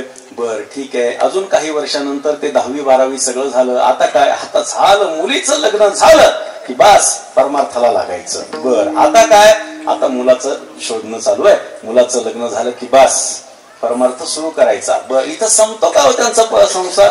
हा, सुरू होतो का परमार्थ? नाही नाही, इथं याचं लग्न होत नाही की तिची डिलिव्हरी होती की लगेच ते सांभाळायला यांच्याचकडे येणार आणि सांगणार नाही अजून थोडस, अजून थोडी लहान बाळ, लेकीला होत नाही. बर लेकीचं थोडं मोठं होत नाही, मुलाला होतं की त्याचा सांभाळ. या सगळ्या गोष्टीतून काय होतं, माणूस संसाराच्या चक्रामध्ये अडकून जातो. बरं का, बरं हे करू नये का? अहो हे प्रत्येकाच्या पाचवीला पुजलेलं आहे, प्रत्येकाने करणं हे प्रत्येकाचं कर्तव्य आहे, प्रत्येकाला करावंच लागणार आहे. संसार सोडून जमत नाही, पण याचा अर्थ परमार्थासाठी वेळच द्यायचा नाही का? नाही, परमार्थासाठी आपल्याला वेळ देणं गरजेचं आहे. ज्ञानोबा सांगतात, मोठं काही निमिष एक क्षण जरी असेल तरी तो आपण देणं गरजेचं आहे. पण तेवढा सुद्धा जमत नाही. नाथ महाराजांच्या घराच्या बाजूला एक माणूस राहायचा, अख्खं पैठण नाथ महाराजांच्या प्रवचनासाठी पालथं व्हायचं. नाथ महाराजांचं कीर्तन प्रवचन जेव्हा चालू असायचं, असाच साधारणतः नाथ महाराजांचा सभामंडप आहे पैठणला, एवढाच. मंदिर पूर्ण भरून जायचं, अगदी मुंगीलाही शिरायला जागा नाही, एवढी मोठी गर्दी नाथ महाराजांच्या कीर्तन प्रवचनाला व्हायची. मग त्या एका माणसाला विचारलं नाथ महाराजांनी, संतांना काही गरज नसते लक्षात ठेवा, पण बुडते हे जन न देखवे डोळा येतो कळबळा. नाथ महाराजांना वाटलं सगळी माणसं माझ्या प्रवचनाला येतात, हा गृहस्थ काय येत नसावा.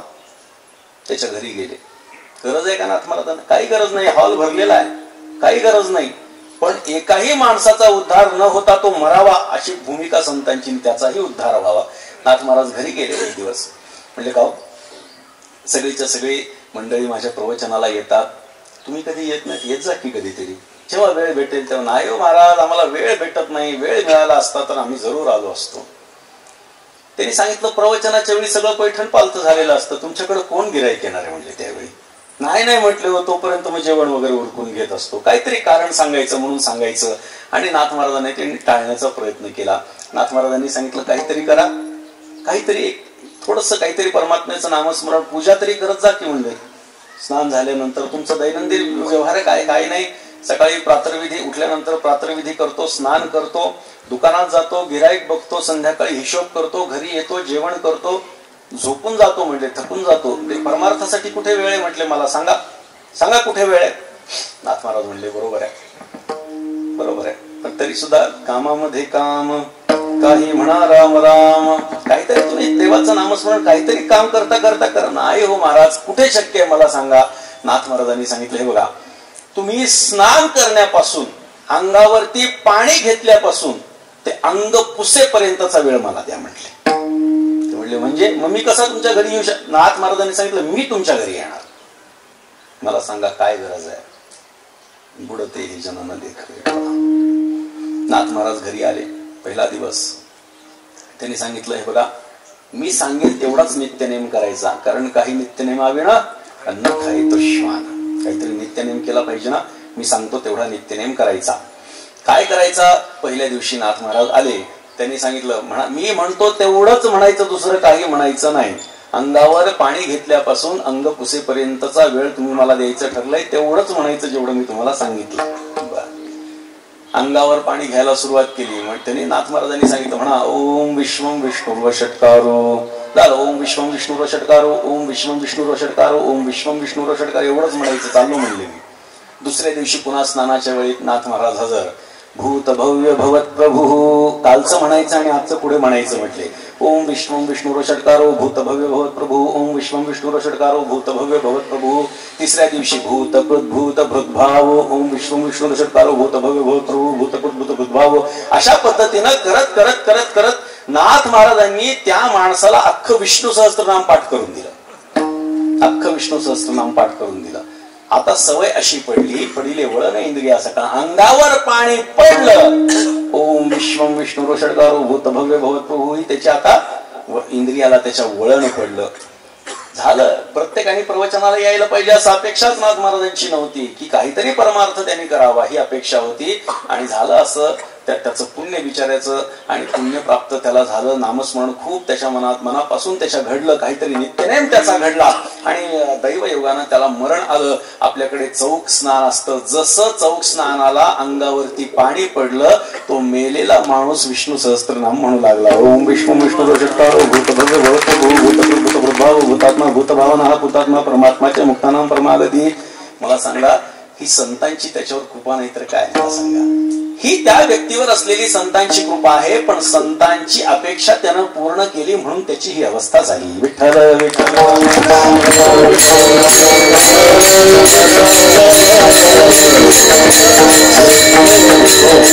अशा पद्धतीनं परमात्म्याचं नाम घ्या, परमात्म्याचं नामस्मरण करा असं संत महात्मे आपल्याला वारंवार सांगत असतात.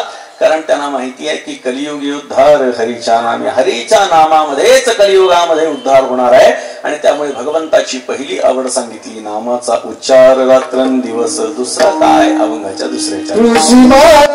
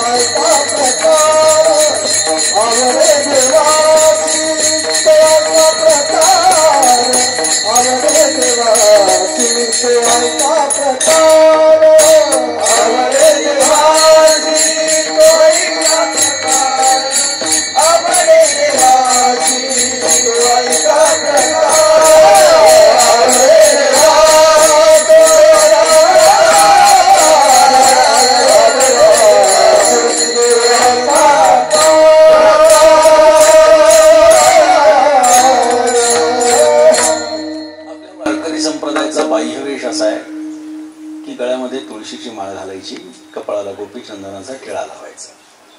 कमीत कमी या गोष्टी तरी वारकरी संप्रदायिक माणसाला अपेक्षित. कमीत कमी. मग जास्तीत जास्त लोक मुद्रा लावतात, 12 ठिकाणी गंध लावतात, वाईट नाही. धोतर घालतात, टोपी घालतात, फेटा घालतात, वाईट नाही. बुका लावतात, वाईट नाही. पण कमीत कमी वारकऱ्यांचं लक्षण काय आहे? तुळशी माळ गळा, गोपी चंदन टिळा. बाह्य लक्षणामध्ये 2च लक्षण अपेक्षित आहेत संतांना. त्याच्यावर जास्त झाली तर हरकत नाही, पण किमान हे 2 पाहिजेत. पण परिस्थिती कशी आहे? नुसतं आपण जर का गंध लावलं आणि गळ्यामध्ये माळ धारण केली म्हणजे आपण वारकरी होत नाही. त्याची पुष्टी देण्यासाठी नाथ महाराज सांगतायत, हृदयी कळवळा वैष्णवांचा. वैष्णवांच्या बद्दल तुमच्या अंतःकरणामध्ये प्रेम, भक्ती आणि कळवळ असणं अपेक्षित आहे. कारण हल्ली झालंय असं की वारकरी संप्रदायामध्ये एक उपसंप्रदाय जन्माला आलाय. वारकरी संप्रदायामध्ये एक उपसंप्रदाय जन्माला आलाय. त्याला माळकरी संप्रदाय म्हणतात. माळकरी फक्त माळ घालायची. अशी खूप माणसं बघितली आहेत आणि त्यातल्या त्यात तरुण वर्ग असा मुख्यत्वाने बघितलेला आहे. ज्ञानोबारायांची तुकोबारायांची पालखी जेव्हा पंढरपूरला निघते तेव्हा पुण्यातली काही मंडळी असतात. मग ते काय करतात की तेवढ्या उत्साहाच्या भरामध्ये फक्त तुळशीची माळ पण वारकरी असावं वाटावं म्हणून गळ्यामध्ये धारण करतात, मस्तपैकी गंध वगैरे लावतात आणि वाकडं वेळं वाकडं आपलं काहीतरी भजन करत टाळ वाजवत आपलं चालायला लागतात. आणि त्यांना असं वाटतं नाही झालो आपण वारकरी. इतकं सोपं नाहीये वारकरी होणं. तुम्ही दुसऱ्या कोणत्याही संप्रदायाचं होणं फार सोपं आहे, पण वारकरी संप्रदायाचं होणं फार अवघड आहे. इतर संप्रदायामध्ये काही लागत नाही, पूजा करण्याची गरज नाही, फक्त माझं भजन करा बस, असे संप्रदाय आहेत. काही गरज नाही. मला काय सांगायचं आहे की भगवंताचं नामस्मरण करण्यापेक्षा दुसरं काही खरं करायची गरजच नाही. पण आपल्याकडे जी प्रथा परंपरा चालत आलेली आहे ती टिकवणं हे आपलं आद्य कर्तव्य आहे. म्हणून पूजा करायची नाही असा त्याचा अर्थ नाही, देवधर्म करायचा नाही, व्रतवैकल्य करायचे नाही असा त्याचा अर्थ नाहीये, पण त्याच्यामध्ये अडकून पडायचं नाही असा त्याचा अर्थ आहे. वारकरी संप्रदायातला बाह्य वेश आहे की गोपीचंदनाचा टिळा. बरं, गोपीचंदनाचा टिळा सुद्धा काही टिळ्यासारखा लावायचा नाही बरं का. टिळा असा जरी उल्लेख इथे नाथ महाराजांनी केलेला असला तरी ऊर्ध्वपुंड्र भाळ. ऊर्ध्वपुंड्र, ऊर्ध्व म्हणजे उभं आणि पुंड्र म्हणजे पोकळ, ज्याला आपण यू म्हणतो. यू असतं की नाही कपाळावरती, वारकरी संप्रदायाचं गंध ते आहे. प्रत्येक जण वेगवेगळ्या प्रकारे लावतं बरं का. प्रत्येकाची पद्धती सुद्धा वेगळी आहे. कोणी एक बुक्का लावतं, कोणी बुक्का आणि अष्टगंध लावतं, कोणी बुक्का अष्टगंध कुंकू लावतो, कोणी 1 लावतो, कोणी 2 लावतो, कोणी 3 लावतो, कोणी 4 लावतं. काही लावतात लोक बरं का. लावू द्या, पण किमान ऊर्ध्वपुंड्र अपेक्षित आहे. किमान ऊर्ध्वपुंड्र अपेक्षित आहे. प्रत्येकाची गंध लावण्याची पद्धती वेगळी आहे. आमच्या परंपरेमध्ये ऊर्ध्वपुंड्र आहे आणि मध्ये उभा बुक्का आहे, आमची पद्धत आहे. प्रत्येकाची स्वतंत्र पद्धत आहे. कारण वारकरी संप्रदाय हा अनेक संप्रदायाचं मिश्रण आहे. अनेक संप्रदायांना वारकरी संप्रदायानं पोटात घेतलेला आहे, म्हणून वारकरी संप्रदाय एवढा व्यापक आहे, लक्षात घ्या. आणि विविधतेमध्ये एकता असं जे आपण भारताचं वर्णन करतो, वारकरी संप्रदाय सुद्धा आपला असाच आहे. विविधतेमध्ये एकता आहे. प्रत्येकाचं एक स्वतंत्र दैवत आहे, परंतु त्या प्रत्येकानं स्वतःच्या दैवताबरोबर पांडुरंगाला मानलंय म्हणून तो वारकरी संप्रदाय झालेला आहे, लक्षात घ्या. पांडुरंग हे वारकरी संप्रदायाचं आराध्य दैवत आहे आणि त्या आराध्यासाठी जे काही नियम घालून दिलेले आहेत त्याच्यामधला पहिला नियम, तुम्ही त्याचे वारकरी होय होय वारकरी मग पाहे पाहे पंढरी. माणसं पंढरपूरला जाऊन येतात, वर्षानुवर्ष पंढरपूरला जातात, पण माळ घालत नाहीत, उपयोग नाही, लक्षात घ्या. जसं एखादा माणूस आयुष्यभर परमार्थ करत असेल पण त्यांनी सद्गुरूचा अनुग्रह घेतला नसेल, त्याचा परमार्थ वांझ आहे, लक्षात घ्या. परमार्थ त्याचा वांझ आहे की तो जोपर्यंत कोणाचा अनुग्रह घेत नाही. त्यामुळे पूर्वीच्या काळामध्ये पद्धती असायची की ज्याच्या ज्याच्या परंपरा आहेत त्या परंपरेच्या लोकांकडे जाऊन लोक माळ घालायचे आणि अनुग्रहित व्हायचे. हल्ली हा प्रकार आपल्याला बघायला मिळत नाही, कारण हल्ली कोणीच कोणाला मोठं मानायला तयार नाही. प्रत्येकाला असं वाटतं मी मोठा आहे आणि मी त्याच्याकडे का जाऊ. ही पद्धत आज आपल्याला बघायला मिळते. पण पूर्वीच्या काळामध्ये एखाद्याला कीर्तन करायचं असेल तर आधी कोणाच्या तरी फडाचं त्याला अनुग्रहित व्हावं लागायचं आणि मग त्याला कीर्तन करण्याचा अधिकार प्राप्त व्हायचा. ठीक आहे, हल्ली काय चालू आहे याच्याशी मला आत्ता देणं घेणं नाही. मला सांगायचंय काय की बाह्यवेशाचं वर्णन जरी नाथ महाराजांनी केलेलं असलं तरी फक्त बाह्यवेशच म्हणजे योग्य आहे आणि अंतर्वेशाकडे नाथ महाराजांनी दुर्लक्ष केलंय असं नाही. तर हृदय कळवळा वैष्णवांचं हे अंतर्लक्षण नाथ महाराजांनी वारकऱ्यांचं सांगून ठेवलेलं आहे. नाथ महाराजांनी तर बाह्यवेशधारी साधूंची निंदा सुद्धा काही ठिकाणी केली आहे किंवा त्यांना नाव सुद्धा ठेवलेली आहेत.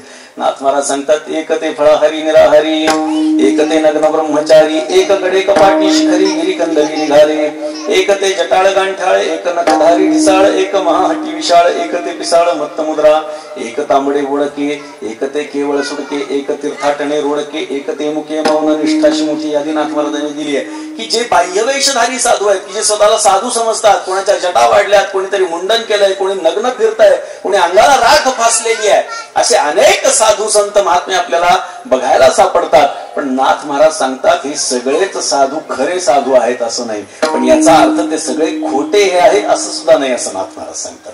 याचा अर्थ बाह्यवेश हा 100% खरा असतो असं नाही. बरीच माणसं लोकांना भुलवण्यासाठी बाह्यवेशाचा अवडंबर माजत असतात. मग त्या अवडंबराकडे बघून माणसं त्यांची अनुग्रहित होतात, त्यांचे शिष्य होतात, त्यांना मानायला लागतात, त्यांना श्रेष्ठ समजायला लागतात. पण आंतरिक त्यांची वृत्ती जर आपण बघितली तर त्यांच्या अंतरामध्ये परमार्थ आपल्याला बघायला सापडत नाही. वरवर बोलताना परमार्थाच्या कोरड्या गोष्टी तो बोलतो, परंतु आतमध्ये मात्र त्याच्या संसारात चालू असतो, त्याला आपल्याला साधू म्हणता येणार नाही. वरी भगवा झाला नामे अंतरी वश केला कामे, त्याला म्हणू नये साधू जगी विटंबना बाधू, मुक्ताबाई आपल्याला सांगताय. त्यामुळे बाह्यवेश तुमचा कसा आहे याच्यावरती 100% तरी गोष्टी अवलंबून नसल्या. सगळेच असंत आहेत असं नाही, पण सगळे संत आहेत असं पण नाही. म्हणून बाह्यवेशाला नाथ महाराज सांगतायत की कपाळाला गोपीचंदनाचा टिळा लावायचा आहे, गळ्यामध्ये तुळशीची माळ धारण करायची आहे. तुळशीची माळ धारण करणं म्हणजे काय? स्वतःच्या देहावरती तुळशी पत्र ठेवणं. ही गंमत नाही तुळशीची माळ धारण करणं म्हणजे. पूर्वीच्या काळामध्ये जुनी लोक आपल्याला सांगतात, कीर्तनकार सांगायची की पूर्वीच्या काळामध्ये जेव्हा पंढरपूरची वारी असायची तेव्हा घरातली सगळी मंडळी पंढरपूरच्या वारीला जायची आणि घरावरती तुळशी पत्र ठेवायची. तुळशी पत्र ठेवायचं आणि निघून जायचं. वापस आल्यानंतर घर जर का जागच्या जागी असेल तर तिथं राहायचं, नाही तर पुन्हा तिथून पुढे श्री गणेशा सुरू करायचा. ही जुन्या तुळशी पत्र ठेवणं म्हणजे काय? त्याग करणं. हे माझं नाही असं समजणं. गळ्यामध्ये जेव्हा आपण तुळशीची माळ धारण करतो तेव्हा हा देह माझा नाही, हा तर पांडुरंगाचा आहे, हा संतांचा आहे, ही भावना जोपर्यंत मनामध्ये निर्माण होत नाही तोपर्यंत माळ घालून काही उपयोग नाही. तुळशीची माळ धारण करणं म्हणजे आपण स्वतःच्या देहावरती तुळशी पत्र ठेवणं आहे. आणि अशा पद्धतीनं गळ्यामध्ये तुळशीची माळ धारण केली तर ती देवाला आवडते. म्हणजे नाथ महाराज आपल्याला सांगतात की ती तुम्ही घाला म्हणजे देवाला आवडेल. देवाचं नाव घ्या म्हणजे देव तुमच्यावर लक्ष ठेवून असेल आणि तुमच्यावरती कृपा करेल. कपाळाला गोपीचंदनाचा टिळा लावा. गोपीचंदनाचा टिळा का लावायचा? त्याच्या पाठीमागे एक मोठी कथा आहे, लक्षात घ्या. ती सांगणं मला या ठिकाणी क्रमप्राप्त वाटतंय, कारण ही कथा जर सांगितली नाही तर आपल्याला गोपीचंदनाचं महत्वच कळणार नाही. भगवंताच्या कपाळाचा दाह होऊ लागला. भगवंताच्या कपाळाचा दाह होऊ लागला. रुक्मिणी माता आली, भगवंताला विचारलं देवा काय झालं? भगवंतानं सांगितलं कपाळाचा प्रचंड दाह होतोय रुक्मिणी. चेपून देऊ का? चेपून देण्याचा प्रयत्न केला तरी दाह थांबे ना. बाकीच्या पत्न्या आल्या, त्यांनी सुद्धा विचारलं, कोणी हात दाबू लागलं, कोणी पाय दाबू लागलं, काय झालं काय नाही. चौकशी सुरू झाली, घरगुती उपाय सुरू झाले, पण भगवंताच्या कपाळाचा दाह काही कमी होईना. वैद्यराजांना बोलवण्यात आलं, त्यांनी नाडी बघितली, त्यांनी विचार केला, नाडी बघितली, काही फरक काही तर काही दुखताना दिसत नाहीये. पूर्वीच्या काळामध्ये वैद्य असायचे, ते नाडी बघायचे, नाडी अशी तपासायची, अगदी एका मिनिटात ते सांगायचे की तुम्हाला अमुक एक गोष्ट झालेली आहे. ते वैद्य होते, लक्षात ठेवा. आजकालच्या डॉक्टरांकडे आपल्याला जावं लागतं, आपल्यालाच सगळं सांगावं लागतं आणि मग ते काहीतरी न कळणारं लिहून देतात आपल्याला. ते फक्त त्या मेडिकल वाल्याला कळत असतं, बरं का, माहित नाही असं का असतं. आणि मग तो ते देतो, त्यांचं ठरलेलं असतं वाटतं काहीतरी, आणि मग ते आपल्याला गोळ्या देतात, मग आपल्याला बरं वाटतं. याला काय उपयोग आहे? नाडी तपासायची. नाडी बघितल्यानंतर कळायचं की काय झालेलं आहे, बरं का. त्यांनी सांगितलं, त्या वैद्यराजाने बघितलं, नाडी तपासली, काही झालेलं दिसत नाही तेव्हा तुम्हाला, मग तुमच्या कपाळाचा दाह काय होतोय? तुम्ही खोटं बोलताय. मनामध्ये विचार केला, बोलण्याची भगवंताला हिंमत नाही. मनात विचार करू लागला, देव खोटं बोलू लागला, पण बोलायचं कसं? ठीक आहे म्हणले, देवा काहीतरी आपलं त्याने औषध पाणी दिल्यासारखं केले, हे घेऊन बघा. ते घेतलं तरी सुद्धा काही डोक्याचा कपाळाचा दाह थांबे ना. सगळी मंडळी जमा झाली, काय झालं काय झालं? अहो, परमात्म्याची तब्येत बिघडली म्हणजे साधी गोष्ट आहे का? लक्षात घ्या. पुरुषाची प्रकृती बिघडली आहे, ही साधी गोष्ट आहे का? ही अशक्य कोटीतली गोष्ट आहे. आणि तरी सुद्धा ही घडतीये म्हटल्यानंतर सगळ्यांना आश्चर्य वाटू लागलं, कारण तो परमात्मा एकमेव पुरुष आहे आणि त्या व्यतिरिक्त जगातले सगळे जे पुरुष म्हणून घेणारे आहेत त्या स्त्रिया सांगितल्या गेलेल्या आहेत. तो परमात्मा भगवान श्रीकृष्ण एकमात्र पुरुष आहे आणि जे पुरुष म्हणून जगामध्ये मिरवतात त्या सुद्धा भगवंताच्या दृष्टीनं स्त्रिया आहेत, लक्षात ठेवा. मग त्या पुरुषाची प्रकृती बिघडली. नारद महर्षी त्या ठिकाणी आले, नारायण नारायण करत आले, सगळी गर्दी बघितली. अशी काही घटना घडलेली असले की तिथं नारद मुनी नाही आले तर ती गोष्टच पूर्ण होत नाही. त्यांना यावंच लागतं, त्याच्याशिवाय गोष्टी पूर्ण होत नसतात. त्यांची चहाडी सुद्धा लोक कल्याणकारी आहे, बरं का. ही फार महत्वाची गोष्ट आहे. नाथ महाराजांनी सुद्धा भागवतात सांगितलंय की ते इकडच्या गोष्टी तिकडे सांगतात. यांनी जगाचं आजपर्यंत नाथ महाराज म्हणतात कधीच नुकसान नाही झालं, झाला तर फायदाच झालेला आहे. आले नारायण नारायण करत सगळे पाय पडले, म्हणले वा वा देवर्षी नारद आले. सगळे जण म्हणले काय झालं, ही गर्दी कशाची तुम्ही केली आहे? तेव्हा रुक्मिणी आई साहेबांनी सांगितलं, देवा डोकं दुखू लागले. म्हणले देवाचं महाराज बघा काहीतरी. त्यांनी सांगितलं देवाचं डोकं दुखू लागले, काहीतरी गडबड आहे, दाल में कुछ काला आहे. सगळे बाहेर जा म्हटले, मला एकांतात भगवंताशी बोलायचं. सगळी बाहेर गेली, दार लावून घेतलं आणि देवर्षी नारदांनी भगवंताला विचारलं, देवा खोटं बोलतोयस ना तू? खरं सांग, माझ्या समोर सांग. अरे मी भक्त आहे तुझा, मी कोणाला सांगणार नाही, तुझ्यात माझ्यातच राहील म्हणले. गुप्त इति गुह्यतमम, दुसऱ्याला कोणाला सांगणार नाही. सांग तू, खरं सांग, दुखत नाही ना तुझं? खोटं बोलतोयस ना तू? नारदा, अरे खरंच सांगतोय, माझ्या कपाळाचा दाह होतोय. खरं सांगतोयस देवा? तीनदा खोदून खोदून विचारल्यानंतरही भगवंताचं तेच ते उत्तर ऐकल्यानंतर नारदांनी सांगितलं, देवा ठीक आहे, तुझ्या कपाळाचा दाह होतोय म्हणजे तुझी तब्येत बरी नाहीये. तब्येत बरी नसली तर आपण औषध घेतो, बरोबर?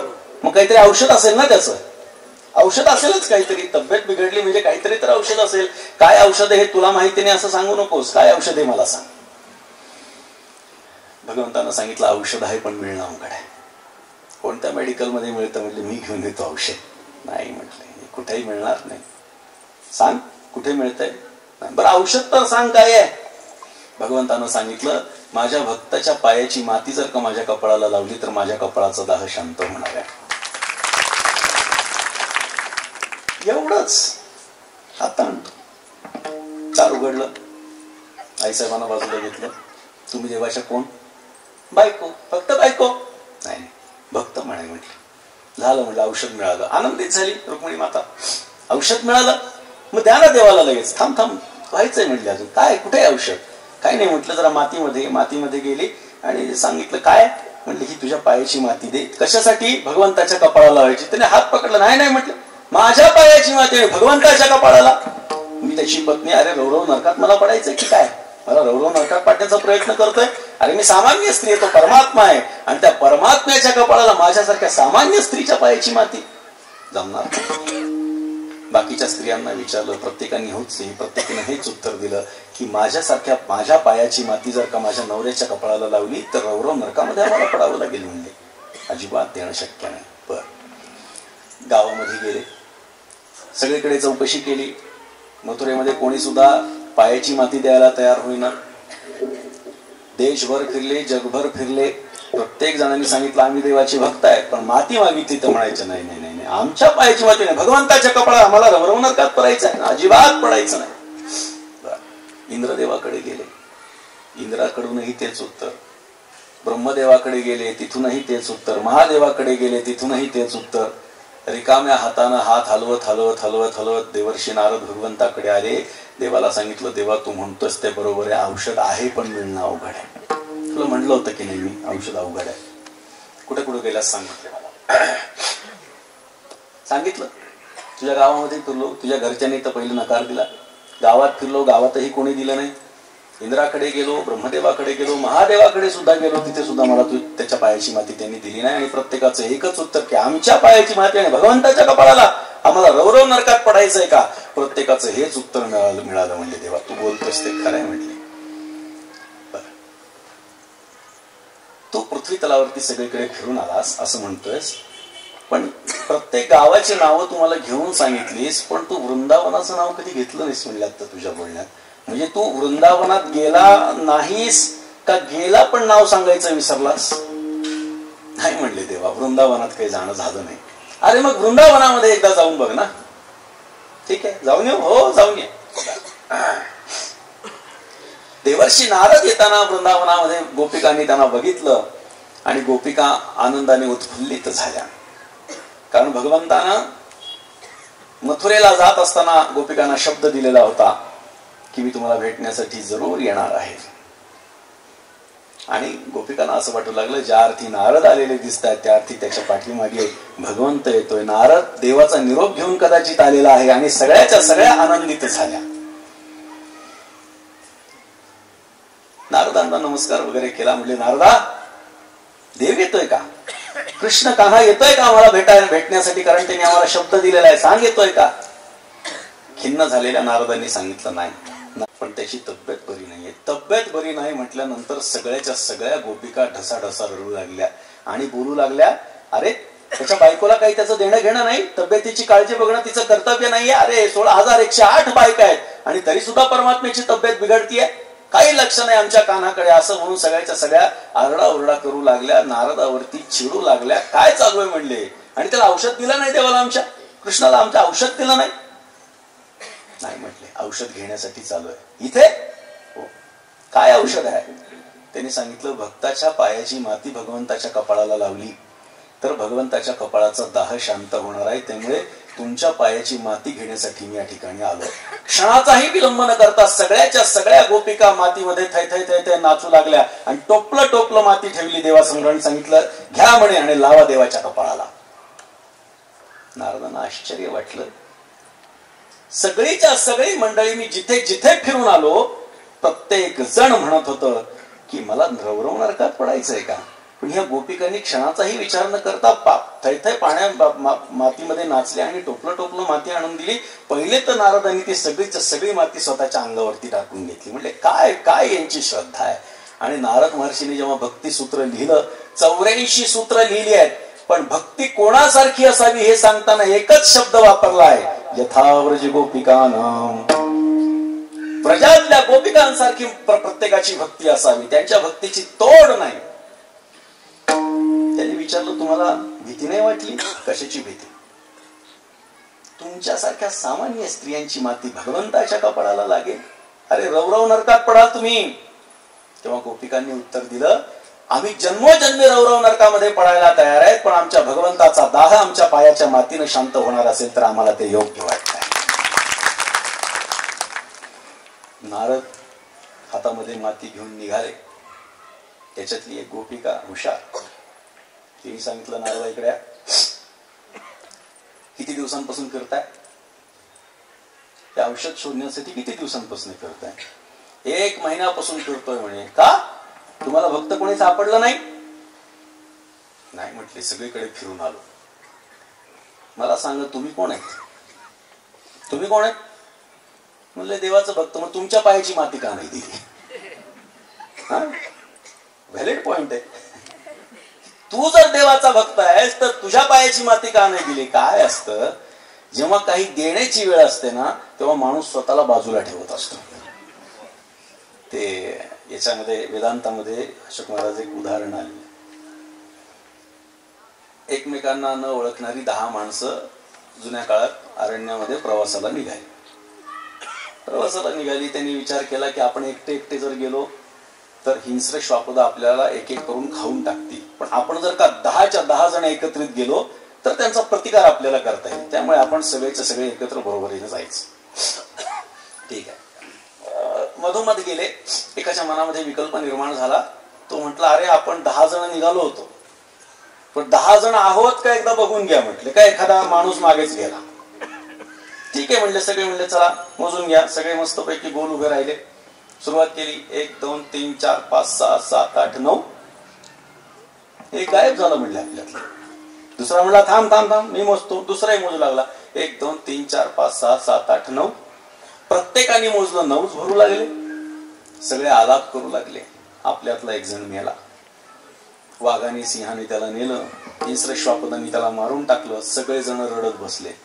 एक माणूस तिथून चालला होता. तो म्हणाला, काय झालं तुम्हाला रडायला? त्यांनी सांगितलं, काय सांगू तुम्हाला, आम्ही 10 जण निघालो होतो आणि आमच्यातला एक जण मेला. म्हटले, कसं काय? काय माहित नाही म्हणले. 10 जण निघालो होतो, पण आता आम्ही 9 जण आहेत म्हटले. 9 जण आहेत? उभा राहा म्हणले. मस्त रांगेत उभं केलं. 1 2 3 4 5 6 7 8 9. कानाखाली वाजवलं 10व्याच्या. म्हणलं, हा 10वा आहे. दृष्टांत संपला. एवढा दृष्टांत आहे. प्रत्येक जण काय करायचा, स्वतःला सोडून इतरांना मोजायचा. म्हणून 9 भरत होते.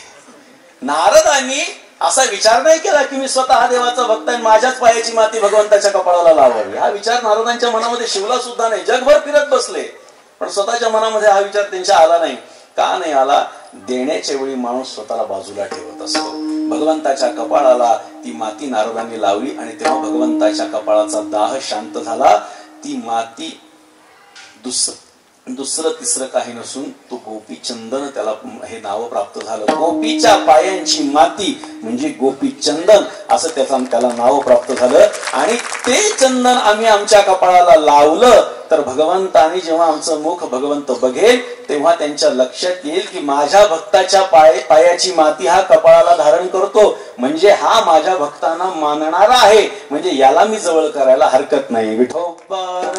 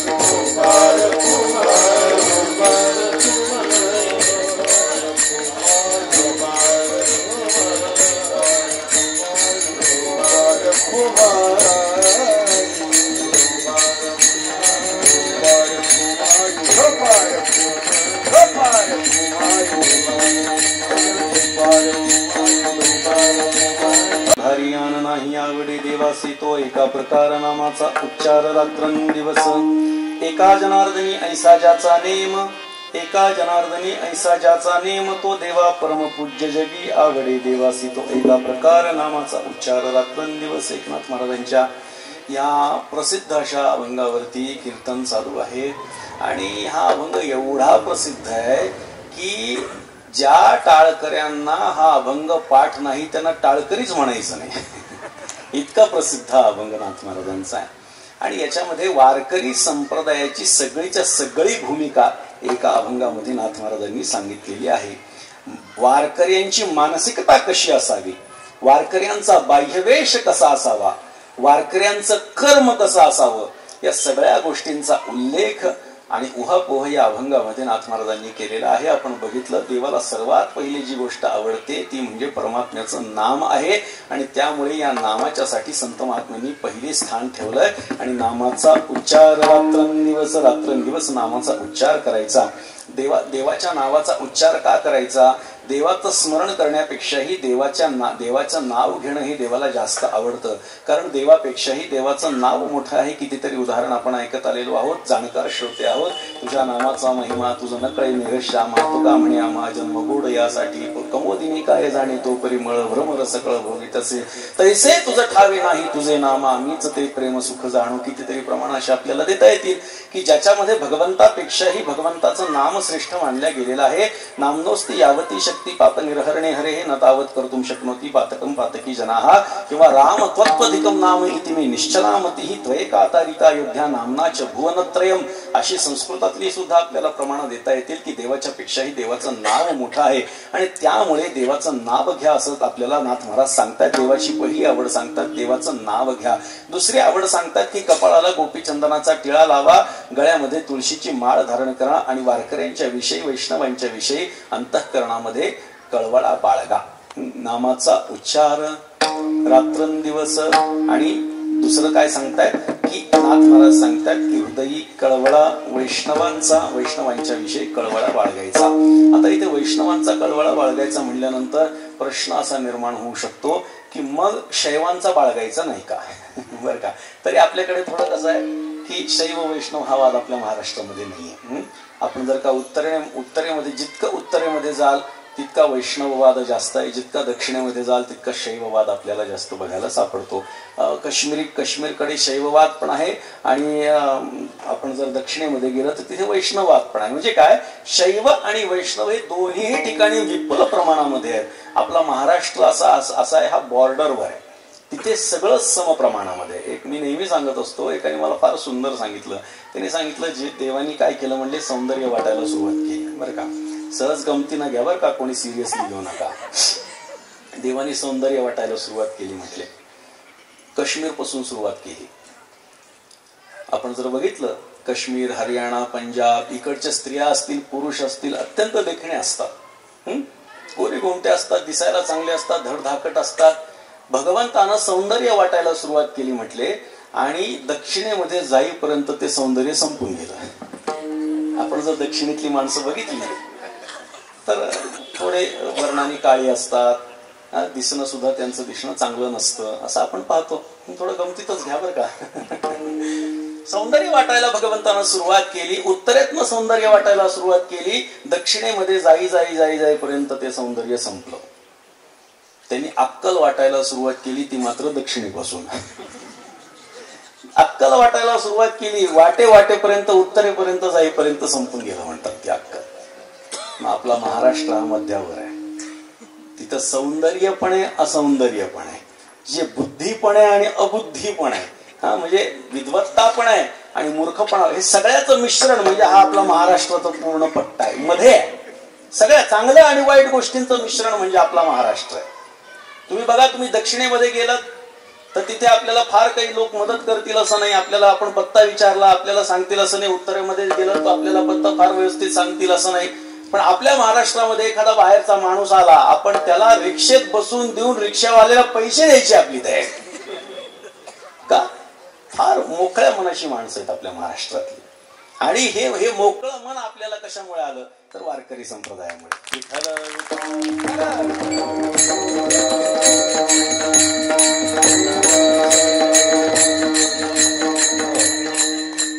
हृदयी कळवळा वैष्णवांचा, मग वैष्णवांचा कळवळा याचा अर्थ असा घ्या की जे वारकरी संप्रदायाला मानतात, ज्यांनी वारकरी संप्रदायाचा अंगीकार केलेला आहे तो सहजपणेच वैष्णव होऊन गेलेला आहे. कारण वारकरी संप्रदाय हा विष्णूचा उपासक आहे, पांडुरंगाचा उपासक आहे. पांडुरंग म्हणजेच हरी आणि तो हरी म्हणजेच महाविष्णू आहे, म्हणजे वैष्णव संप्रदाय आहे. जरी शैव लोकांचं याच्यामध्ये आधिक्य आपल्याला दिसत असलं तरी सुद्धा हा वैष्णव संप्रदाय आहे. म्हणून पांडुरंगाचे उपासक या नात्यानं नाथ महाराजांनी सांगितलं हृदयी कळवळा वैष्णवांचा. बर, मग त्यांचं कर्तव्य काय, त्यांची क्रिया कशी असावी? तिसऱ्या चरणात सांगतात आषाढी कार्तिकी पंढरीची वारी साधन निर्धारी आन नाही. काय करायचं? आषाढी आणि कार्तिकीची वारी करायची. बाकीच्या वाऱ्या करायच्या नाहीत का? असं नाही, बाकीच्या वारी करायला हरकत नाही, प्रत्येक वारी करायला हरकत नाही. काही माणसं म्हणतात यावेळी कुठली एकादशी आहे, छोटी आहे का मोठी आहे? कोणी ठरवलंय? कोणी जन्म बघितला या एकादशांचा की कोण आधी जन्माला आली कोण नंतर जन्माला आली? कोणी बारसं केलंय छोटं आणि मोठं? ही छोटी आणि मोठी एकादशी नसते, एकादशी असते. वद्य जरी असेल तरी मोठी, शुद्ध जरी असेल तरी मोठी. पण प्रत्येक एकादशीला तुम्हाला जाणं शक्य नसेल तर माघी चैत्री आषाढी आणि कार्तिकीला जा. तर त्याही वेळी शक्य नसेल तर निदान आषाढी कार्तिकीला तरी जा, कारण आषाढी कार्तिकी विसरू नका मज सांगत असे गुज पांडुरंग. पांडुरंगानं गुज सांगून ठेवलंय.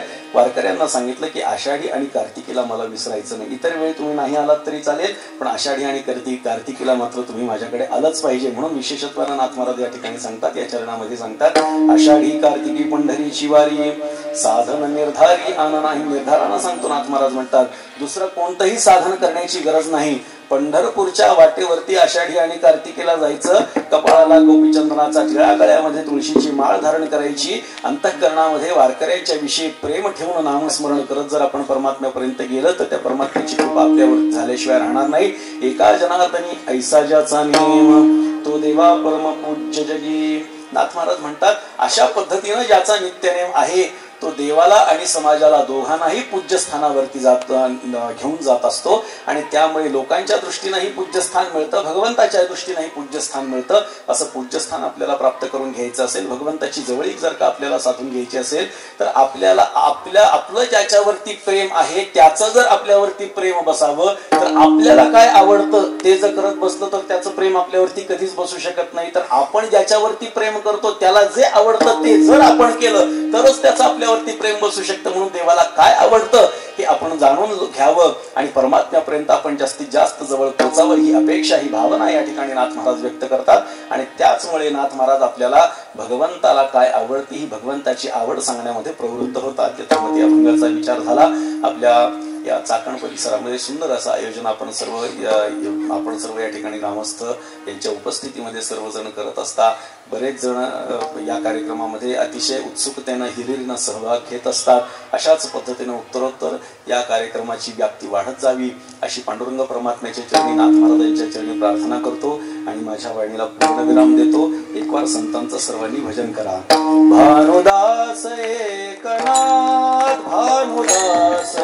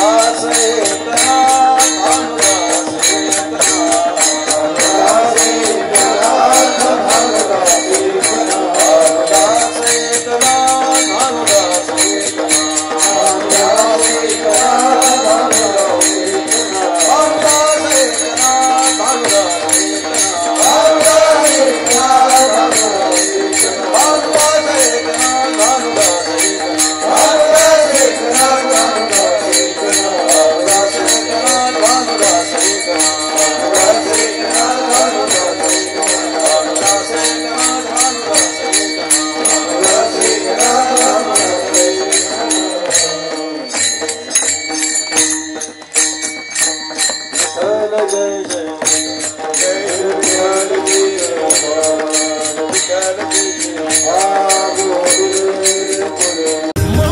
आनंदाचा गजर विठुरायाचा अखंड हरिनाम सप्ताह माळआळी चाकण तालुका खेड जिल्हा पुणे.